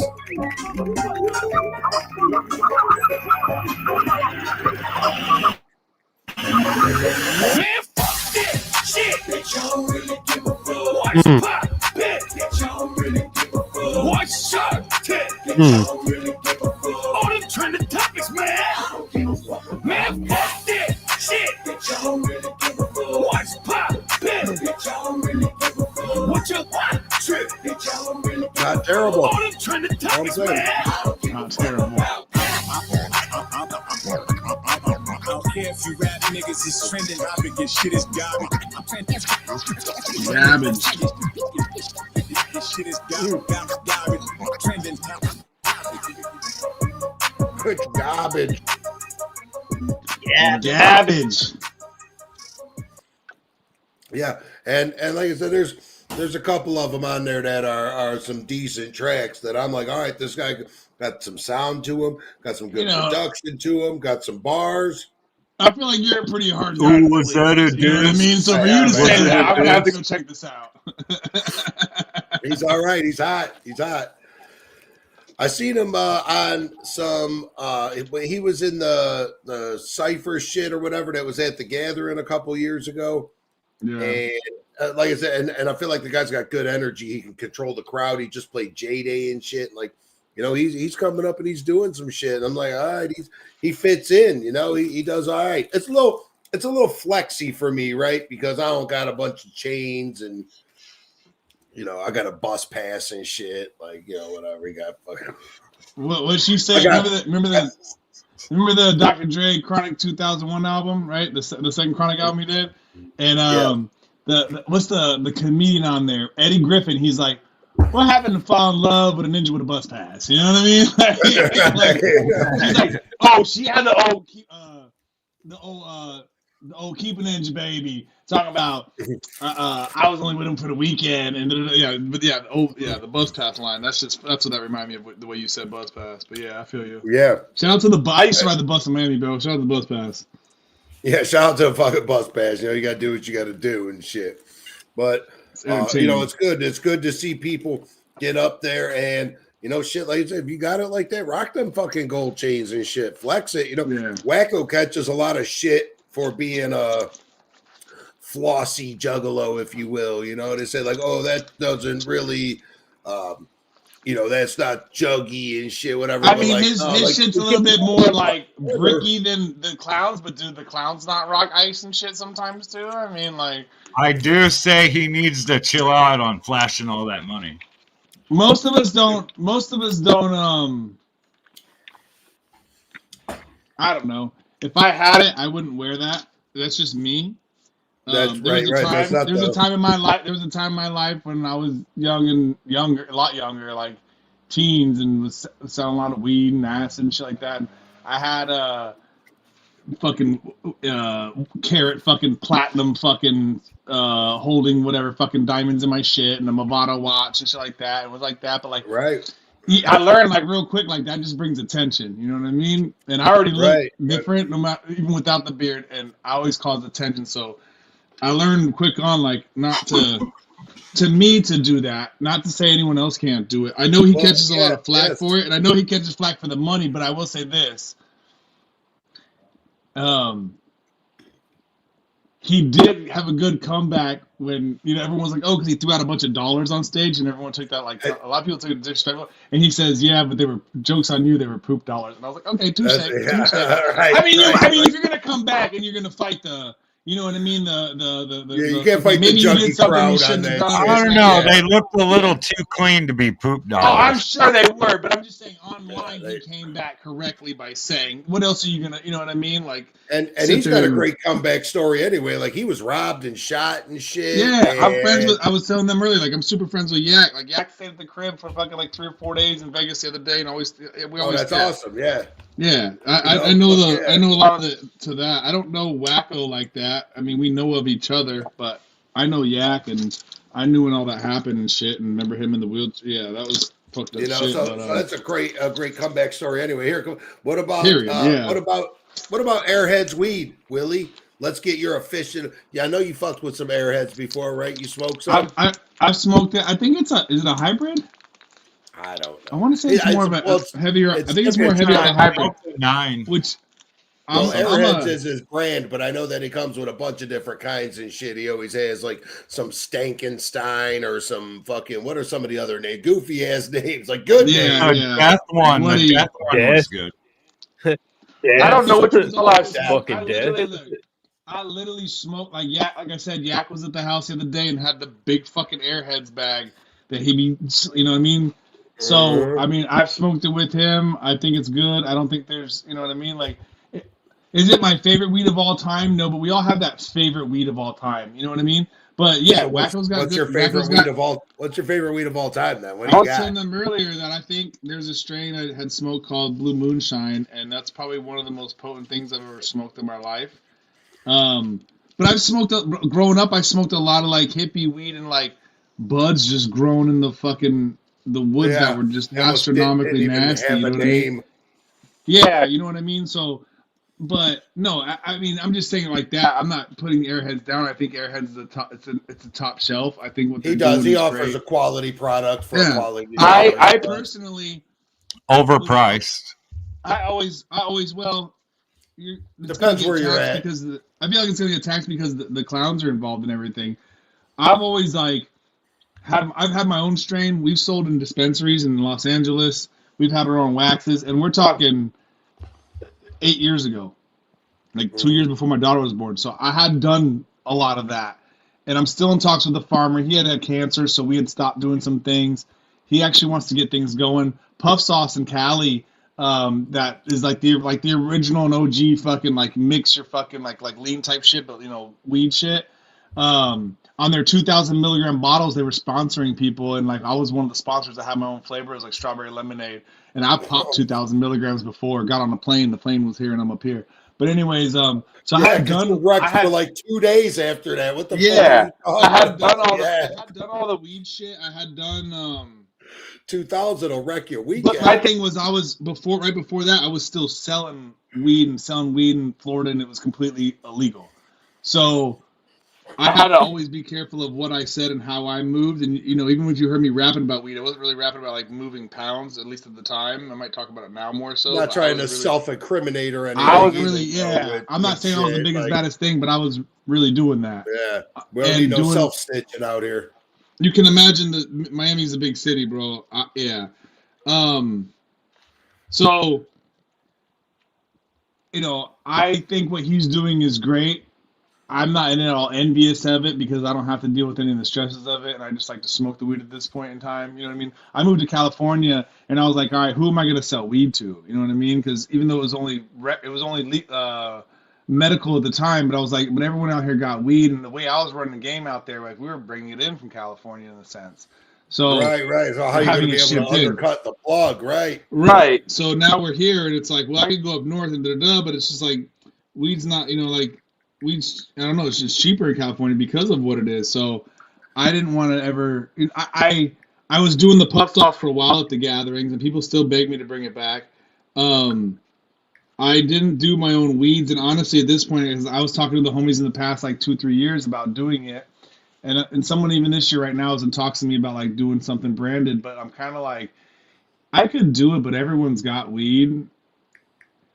I know what I give you. I'm gonna give you something that like I like, and you might not like it because I'm an indica head, and it's gonna be that weed. You know what I mean? Like, but I'm gonna give you that. But at the same time, it's so oversaturated at this point.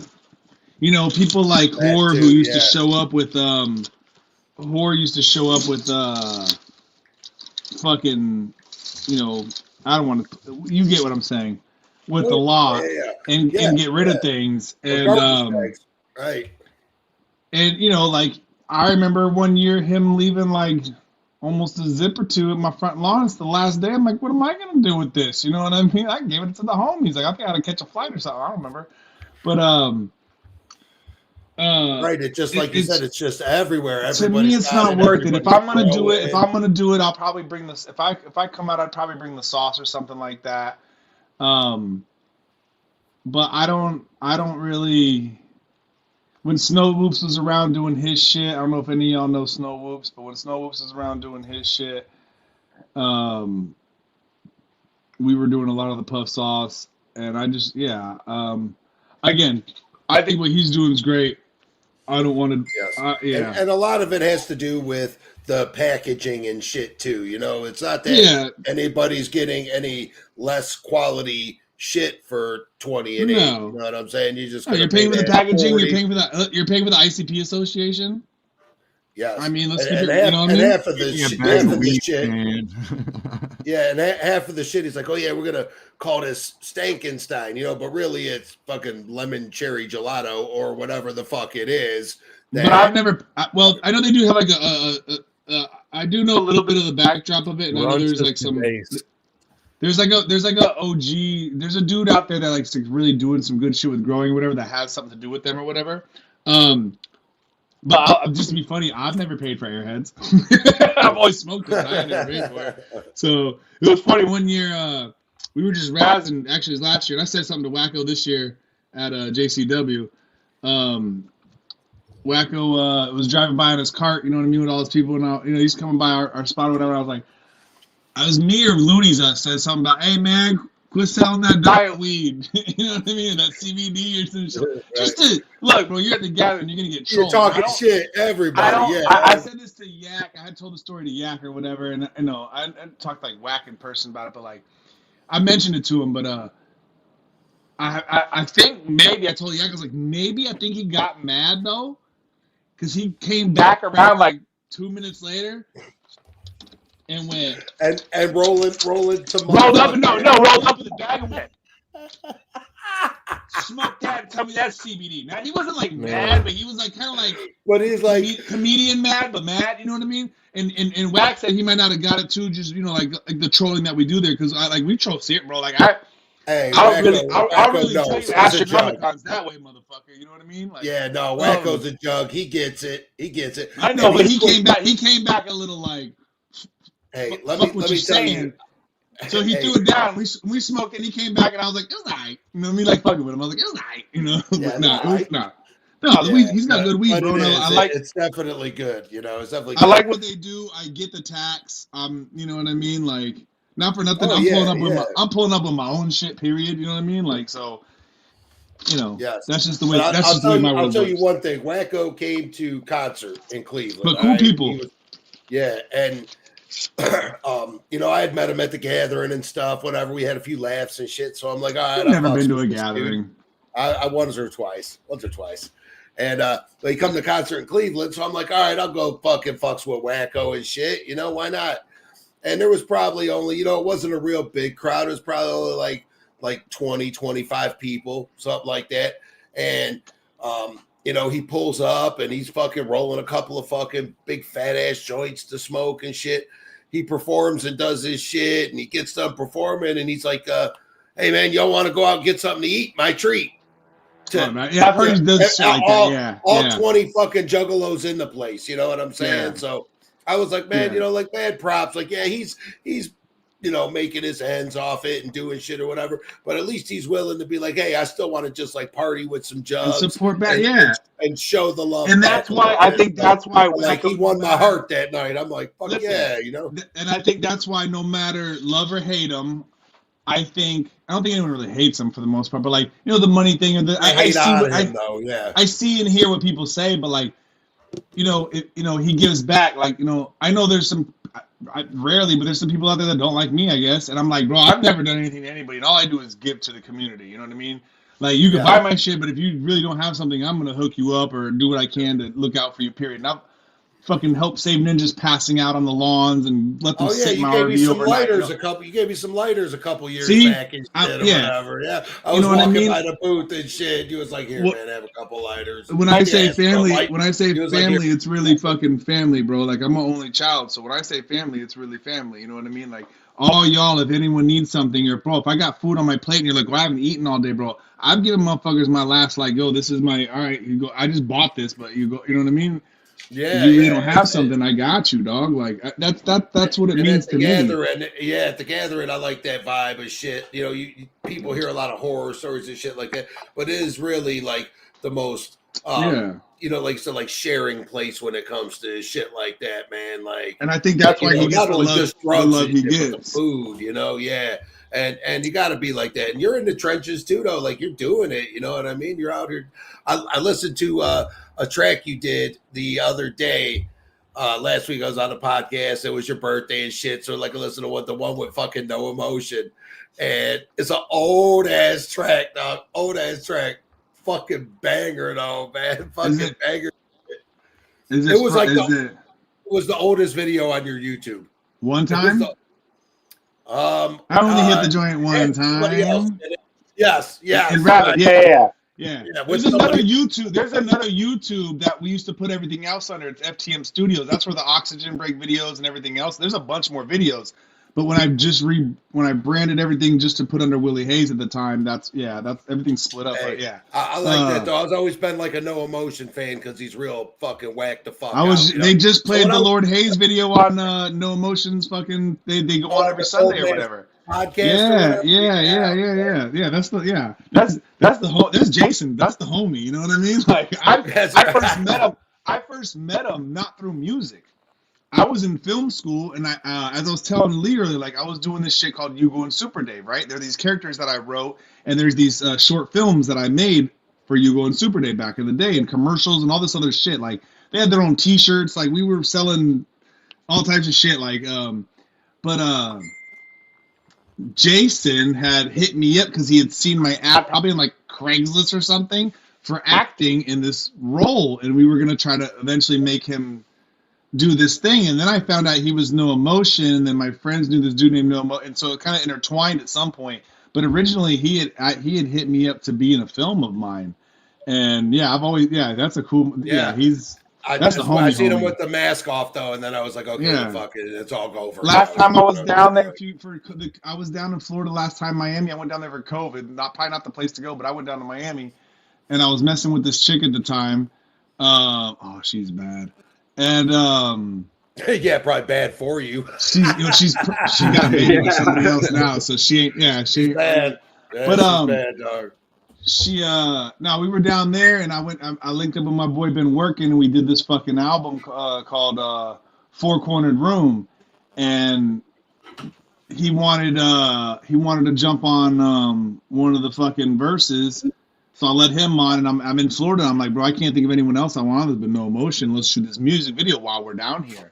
So the hot sauce shit. That's how the hot sauce shit came out. But No Emotion. That's the motherfucking homie right there. That's we go way back, bro. We've done a lot of shows. I've had him out on my gathering set before. Like, yeah, when he that's something I've always done at the gathering. I've always had fucking people out on my set because they give me a 30-minute set, and I'm like, one of two things: A, I don't want to rap to y'all for 30 minutes because I'm gonna be bored, and I don't want to bore y'all. So I want to give y'all out of juice. Like it takes a lot to go out there. That's a fucking workout. I've done like 35, 40-minute sets. To me, they're when it's the right energy and the right vibe, it's fun. But again, I just have this. I'm short attention span, so I'd rather like give you wham bam, thank you, ma'am. That's why like I did in Oklahoma, WIL E HAZE and the So Stone crew. The year before that, I think we had no emotion out with us. And the So Stone crew is really just like Two Bongs, the homies from Star Cult, and the homies from Hated by Most. And I had everyone I had songs with, so we did our songs together, and I let them do a song. Then a couple years ago we did Fail Gang, and like those were just homies. I was like, yo, like I was just looking out, like Acetone, TKD, and Horn at the time. I don't think I had songs with any of them. And I have songs with all of them now, but like I was just putting them on because they were the homies that were around me. You know what I mean? And there's a couple other people I was gonna probably try to get on there, but they didn't make it out to that gathering. But I'm like, why not? If it's family, let me bring my family on. You know what I mean? I expressed that at the Fail Gang show specifically, but I was like, I'm always gonna bring out the homies. Like I'm never just gonna do this all by myself. It doesn't make sense. Thing. And you know, like you said, like, you know, sharing it, putting it out there, and you hope it's reciprocated and shit like that too. You know, one thing that, you know, somebody had brought up to me, I was watching an interview with Insane Poetry, and he was saying about how, you know, like he likes to help people. He likes to help the little guy coming up and doing shit like that. And, you know, part of that is because he's solidified his spot in the underground, you know, like right. IP. Shout out to Insane Poetry, man. He hit me up the day for my birthday and was like, happy birthday. Go ahead. I'll shut up now. Go ahead. Oh, fuck yeah. Hey, that's dope, though. He didn't hit me up on my birthday, man. Motherfucker. I'm over here sucking his dick. But he just what he said, just it resonated with me, and it made so much sense. Because he's like, you know, bringing people up and helping people out and shit or whatever, you know, like you said, cutting them a little bit of time, giving them a verse, you know, whatever with shit. A gem, some knowledge, whatever. Yeah, right. something. It's not going to take him, you know, they're not going to take away from what he's doing or what he has done already. He's cemented in. You ain't fucking with IP. You can't, you know, he might not ever make it like super mainstream and shit, but that's not the goal for some of us, as I was talking about earlier. He's solid, right? Not my goal. And that's what he said. If he can project somebody up and help them out and get them noticed, he sees some real talent and shit. Like that's what he's trying to do. And I was like, damn, like that's good shit for like a vet in the game to be like, I got no problem. You're gonna get further like that, giving out, you know? Dude. You get further giving out love than giving out hate for the most part, in whatever you're doing in life, more or less in music.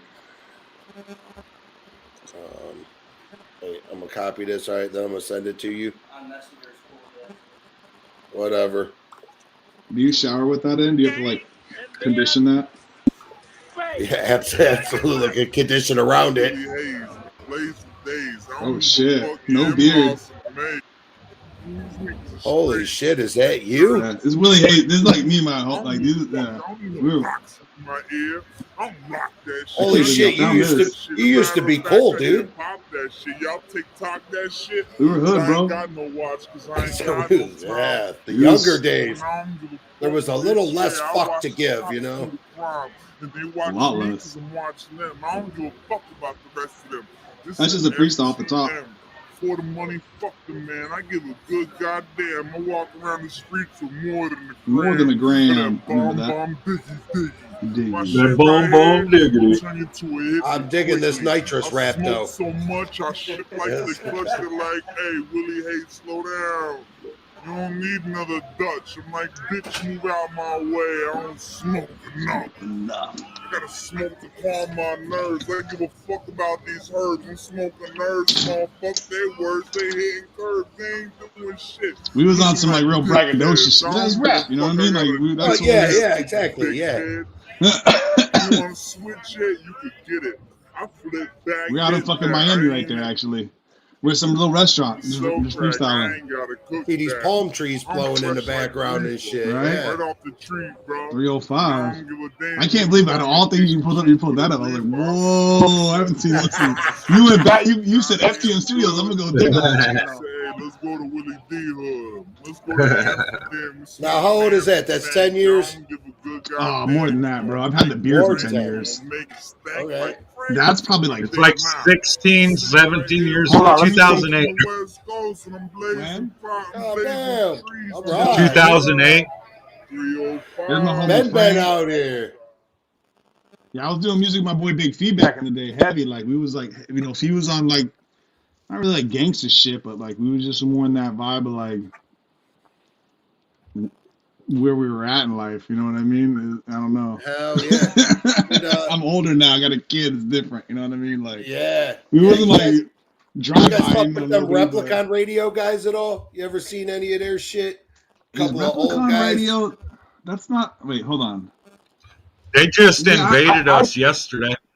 I know. I that's not. Right. No, I'm thinking of. Okay, hold on. I'm thinking of Chuck. But yes, I know Replicon Radio. I know who that is. Right, that's not right. Chuck, It's a though, guy, right? Rue. No, that's not Chuck. That's Rue and Freaky P. Okay, that. And, Okay, okay. Dead Yeah, Body yeah. I believe it is. You know. Now, And- when you first said that, I was thinking of the what was it, the Chuck Reeves dude or whatever. Him and the CPN dude used to. Yeah. Yeah, want a Right. funny one? Y'all want a funny one? There's a video. I don't know if it's still up there, but I got the whole thing.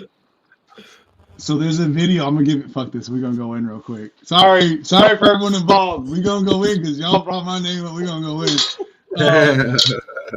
There's a video on YouTube. You could probably still look it up. If not, I have the whole video downloaded on this laptop. And I like this. you remember the whole like CPN Chuck Reeves. Roxy Red fucking Situation, whatever was okay. going on there. Yeah, yeah. So I'll tell the story. Where should we start it? I'll tell the story like this. New Orleans, J-Day, the birth of Fago Gang, okay? We told earlier. I hooked up with Roxy. This is before CPN, before all whatever, right? Like me and Roxy messed around that weekend or whatever. Nothing for nothing, but just like on a, you know. And the next gathering, we kind of kicked it, and I think that's when we wouldn't do anything, but that was the super gathering. And then like she was like started talking to CPN or whatever, and I wasn't like, we weren't in any, just like I said, just shit was what it was. You know what I mean? I don't really put my business out. Right. It is what it is. This will tell the story.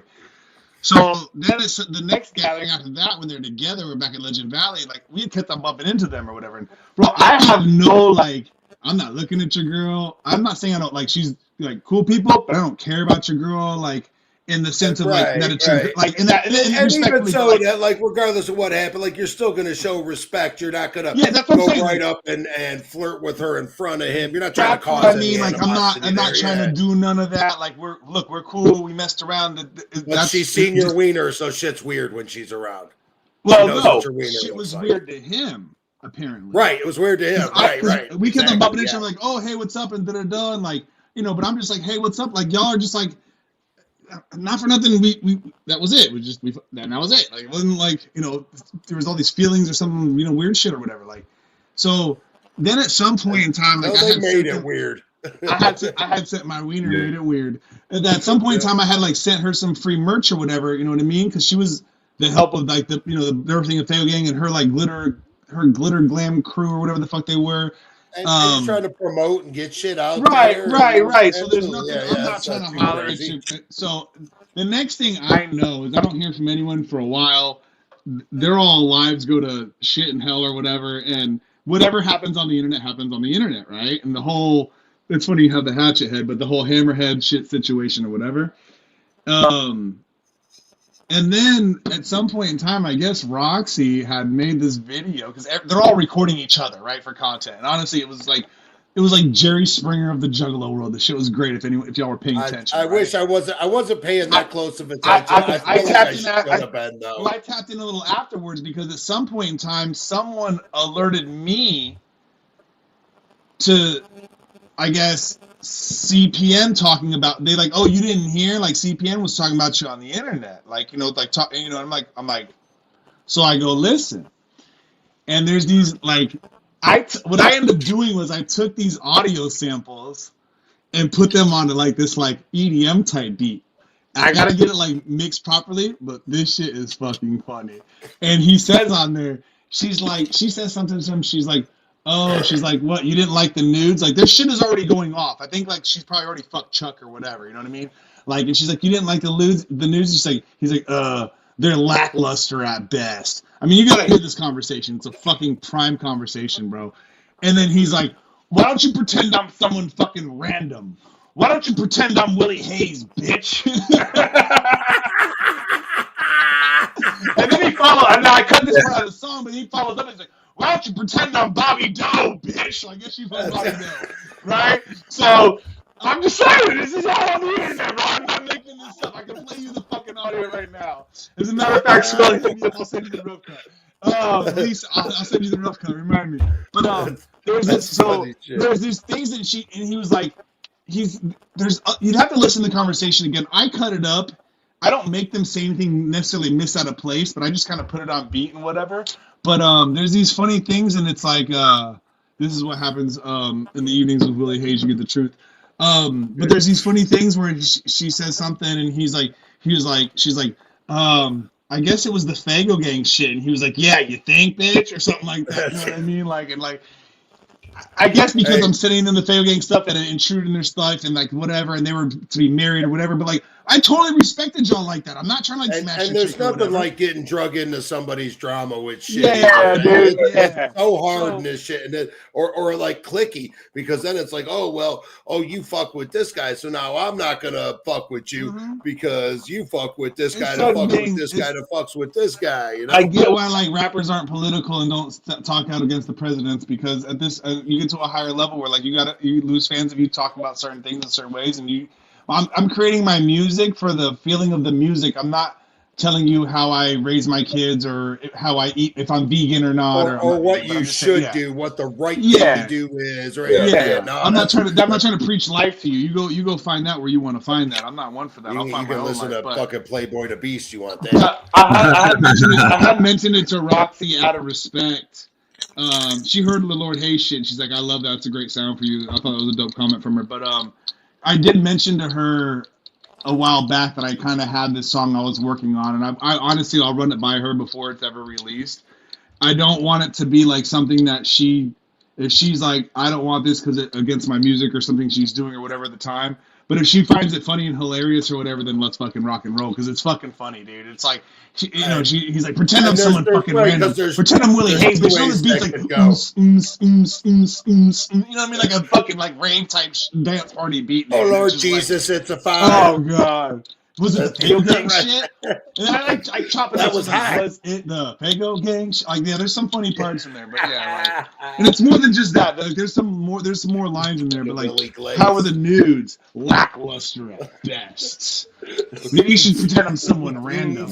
Pretend I'm Willie Hayes, bitch. So what she told him was like, oh, I was just some random fuck, which is totally the right thing to say, because like we were just like it's not we were like super random. We were like, we had, like musically we had talked, and like there was like some like flirtatiousness, and we fucked, but I would call that a random fuck. It was not like we were like trying to be boyfriend and girlfriend or nothing like that. But for him to go, oh, pretend I'm someone random, bitch. Pretend I'm Willie Hayes, bitch. You know what I mean? And the beat's just and let me tell you, like, God, I hope that like never happens where I end up fucking having a real meltdown on this shit. Because look, the person you see here, this is me. You know what I'm saying? And you've seen me at the gatherings and shit. We've talked. This is me. There's also a version of me. You know what I'm saying? I don't need that meltdown ass version of me making it onto the internet. Like you said about being sloppy at a show. You're gonna be sloppy, drunk, puking in a garbage can, and somebody's recording it, and now there's videos of you all sloppy, drunk, puking in a garbage can, So look, I be getting lit at the gathering, but motherfuckers don't know I'm lit, and if I get too lit, I'm going to bed. I'm gonna bunk it, I'm gonna bunk it, right? I'm an adult, goddammit, yeah. I'm gonna go blow it in the corner, you're not gonna see it, and I'm gonna go to bed if that's what really happens. But I don't really get to that. I don't get to that point. I like to enjoy. I like to have a buzz there. Like I learned a long time ago, even just going to watching concerts. I don't want to be drunk at a concert because I don't remember the concert, and I just paid to go to the concert and I just watch this perform. So like that, I have that in mind, and like I want to have fun and be aware and be just on that loose ride the buzz to where it's enough to like we can cause some terror, but like I'm not gonna like just whip my dick out and start jerking off on main stage. Yeah, be running through the gathering naked and shit. Yeah, like, hey, that looked like Willie Hayes. I'm not gonna say that. gonna Roxy happen. sent me the pictures. CPN's got him posted up in his jail cell and some shit. I heard he had like a year with no internet. He might be. It should be about time. He might be on the internet soon. We don't know, but like, oh shit, I don't know, dude. He caught an internet. I don't know if I should be careful about putting the song out or not. It's not even a song. Yeah, I don't know. Bro, it's funny. I'm not rapping. I don't even talk on the damn thing, dude. It's just.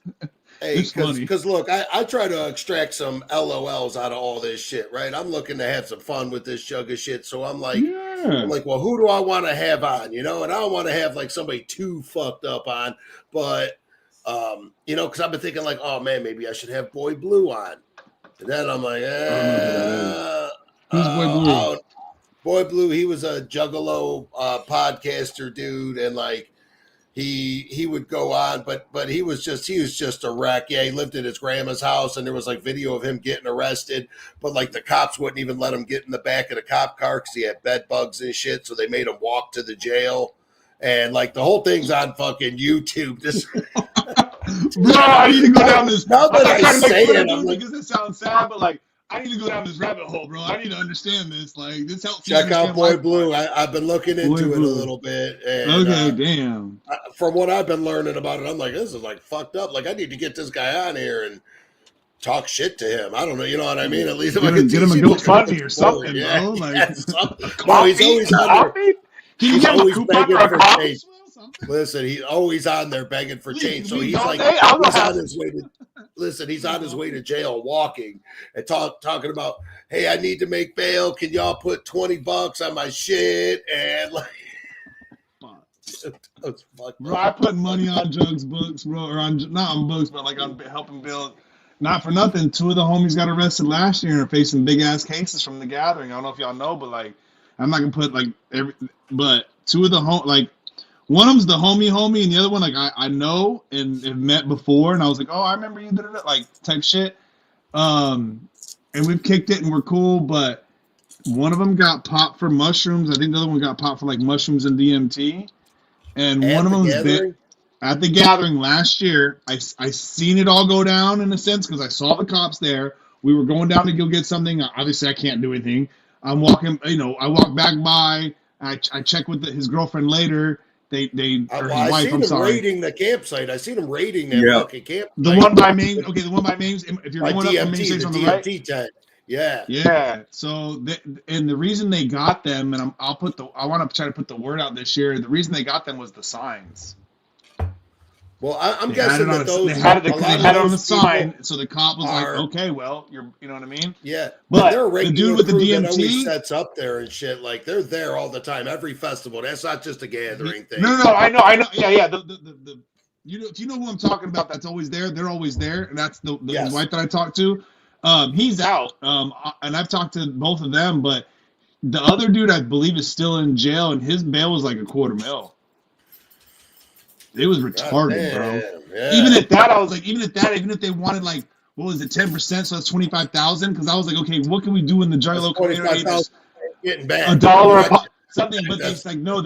I talked to her, and because she was aware of his case, obviously too, and she said that they want collateral. Like you got to put down your house. Yeah, you got to put some shit down, right? Not about the dough with it. Right? I got a mortgage. I can't put it up. You're facing shit. Yeah, you're facing shit like that. They're like, no, we ain't letting you bounce out on us, motherfuckers. So yeah, but that's just the extremity that my heart goes when I see someone in almost any condition. Yeah, I don't like to hear that at the gathering. That sucks. You know, like you want a real story? Yeah. There was this kid the other day. I don't know why I'm saying this, but there's this kid the other day, and my dad got here for my birthday and shit, right? And I had my daughter for the weekend, or I had my daughter, 50-50, but like it was my weekend or whatever. So I had my daughter, my dad was here, and or no, maybe my daughter wasn't here yet. I was picking her up from school that day, but my dad's here, and he's unloading his shit. So he brings it down the sidewalk. My dad's older, you know what I mean? So he's got his shit in like a wheel thing or whatever to pull it over. And as I'm coming downstairs to help him, he's like, hey, that guy took my sweater, and this motherfucker here in the apartment's fucking jacked my dad's sweater and was running off with it. You know what I mean? And I'm like, hey, fool. Like, and I saw her just run up on him, and he like dumps the sweater behind the truck, but thinks I don't see it, and I can see it from under the truck. So I'm like, hey, you took that fucking sweater. And I'm getting like, I'm It's my Yeah, dad. I'm he gonna be, did, yeah. you know, my dad's like fucking 70 something years old, like about to be, or maybe about to be 70 years old. Like, so I'm, you know what I mean? I'm like, hey, what the fuck? Like, you don't fucking steal. You're on this property. We pay rent on this fucking at this apartment, you know. And I remember him saying to me, I was like, what the fuck? You know, I don't think I asked him why. He's like, oh, I stole it because I needed it, and I'm homeless. And like, in a real human sense, like, I'm like, okay, I understand that, right? But my dad's not rich. My dad doesn't have any more than the next person. And you're wearing a New Balance fucking zip up. You look pretty clean. You got this little zipper backpack. I'll show in a second. And at the same time, bro, I'm ready to squabble. My dad gets in between us. I'm like, fuck out of here, fool. I'm like, I was in my I'm in my slides and my sweats. I slipped my slides off. I pulled my sweats up. I'm in my socks. I'm like, hey, you gonna catch this fade, fool? And I'm ready to just like, I'm waiting for him. I'm waiting. And I'm not a fighter, bro. I don't like fighting or whatever. But I had a bad day and it was already hot in the fucking moment, dude. And I remember this though, like. I was like, I'm gonna take your fucking picture. I whipped out my camera, you know what I mean? And I'm like, take your fucking glasses off. Take your fucking glasses off. I'm already popping pictures of him because I want to see what the fuck he looks like so I know who you are. Because I already know now if I see you out in this area. Right. He's around there. Yeah, he's around. I need to know my surroundings. So I'm on patrol in the sense. So he's like about to take he's like, all right. He goes about to take his glasses off. And I'm from my first place from Hawaii is here. I know the dip move in Cali. He tries to do the dip. I put my hand up on your hip he tries to dip. I immediately just grab his backpack, and he had the string backpack on. The shit fucking, I don't know if you can see, but fucking cut the shit. Oh yeah, like, got you some rope burn going there. Yeah, I melted my shit, and he runs off, and now I got his backpack, and now where you gonna go? He's like, hey man, give my shit back. I was like, yeah, how's it fucking? Oh, the tables have turned. He's like, oh, he said he literally was like, bro, you fucking stole and something about stealing that, and he wanted to call the cop, and I was like, bro, call him. Are you fucking retarded? You know, and I was like, fuck you. I was like, catch this fucking fade. I probably said faggot and pussy 1,000 times. Sorry, liberal California, but I did. Right. I'm hot in the moment, and I remember, like, he's like, I want my shit, and there's a fucking fence. And I was trying to just, like, throw the bag over the fence. And I was like, should I just give it back? Because I'm still thinking in my mind, like, maybe he really is, like, super hard, whatever. Like, everyone's going through some shit. I get it. Right.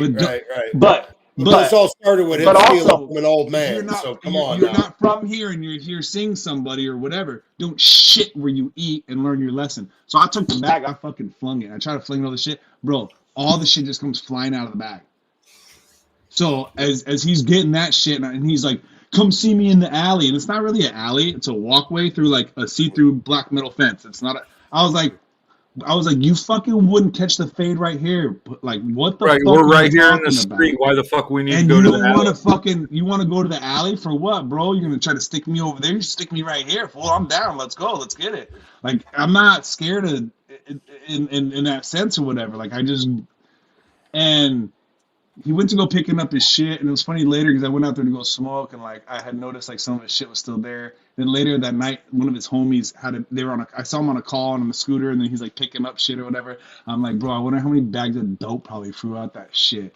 And he, you know what I mean? Because like at one point in time, I was just like taking the shit out. Let me see what I want out of here. He's like, oh fuck, you know what I mean? Because obviously you got to be fucked up. There was like there was a headphone case that was like a 70-year-old man, you know. There's like a pink headphone case that was like from little kids or something that he probably ganked or whatever, you know. Probably stole. And listen, I was young and I've stolen from people. And honestly, at the end of the day, I was like, fuck. I was like, I don't know how old he was. I definitely think he was over than 18, but I started questioning my shit afterwards. Like, I'm glad I didn't hit him because if he was 17, but bro, if you're 17, don't fucking steal grown man shit. You know what I mean? Look at Willie Hayes out here doing Superman shit, our neighborhood hero. Goddamn sweater. Not trying to, bro, because I don't like that. I don't like the energy. I don't have to like look over my shoulder. If I'm at the mall and I see this fool and he's with like 3 of his little fucking like essays or whatever, like bro, I'm not trying to catch. I'm not trying to catch like that. If I'm with my daughter, right. I'm with my daughter. The difference is nowadays motherfuckers don't understand that like kids, old folks are supposed to be left out of shit. If I'm with my daughter and you run up on me, fool, believe me, it's death over life. Because I'm gonna do everything, bro. I'm not gonna fight you, bro. I'm gonna, and you can't breathe, and we're done. Like that's Hey, just gonna be it. I Like, just you know want what you I mean? guys to know this stream's been going for over 5 hours. You guys should all fucking get up and pull your underwear out of your ass crack and shit. Bunch of swamp ass motherfuckers. All right. I'm hopping off of here though. But hey, thanks for having me on. And fucking Willie, good shit, motherfucker. You know, you keep Good fighting shit. a good fight. We're And doing I appreciate this. you, Swell. Whoop, Hell whoop. yeah, whoop whoop. I'll catch you on the Whoop, flip. whoop. I appreciate you, Lee, man. Thank you. I needed this today. Like I told you when we first was in the private, I was like, it's been a day, but I just wanted to cancel the world, and I wouldn't cancel the podcast, but I wasn't, you know what I mean? Just had a day. Still gonna have it when I get off of here, but these 5 hours helped alleviate my time for that Hell yeah. bullshit that I gotta, you know, that living in the headspace. You know what I mean? So yeah, that was nice. I appreciate you today. For sure, appreciate you. Yeah, it's time to get something to eat. I'm fucking hungry. Yeah, I feel you. But you saw me got like I got some cold pizza earlier. Like I gotta eat real quick. I'm feeling it. So I feel you, man. I appreciate you. Beef sticks. Anytime you want to have me back, we'll do it. We weren't gonna do it for 5 hours, but yeah, I do appreciate you, man. Thank you very much. For sure. Whenever all y'all in the room, man. Y'all are fucking. If anyone's even in here, y'all are fucking soldiers. Y'all yeah, are there's troops. a few in here. Y'all are crazy. I love y'all. Whoop whoop. I'm Whoop. gonna work on getting a little buzz now. Hell yeah, bro. Have a good rest of your night. All right, man. Peace and bong grease. Yes, sir.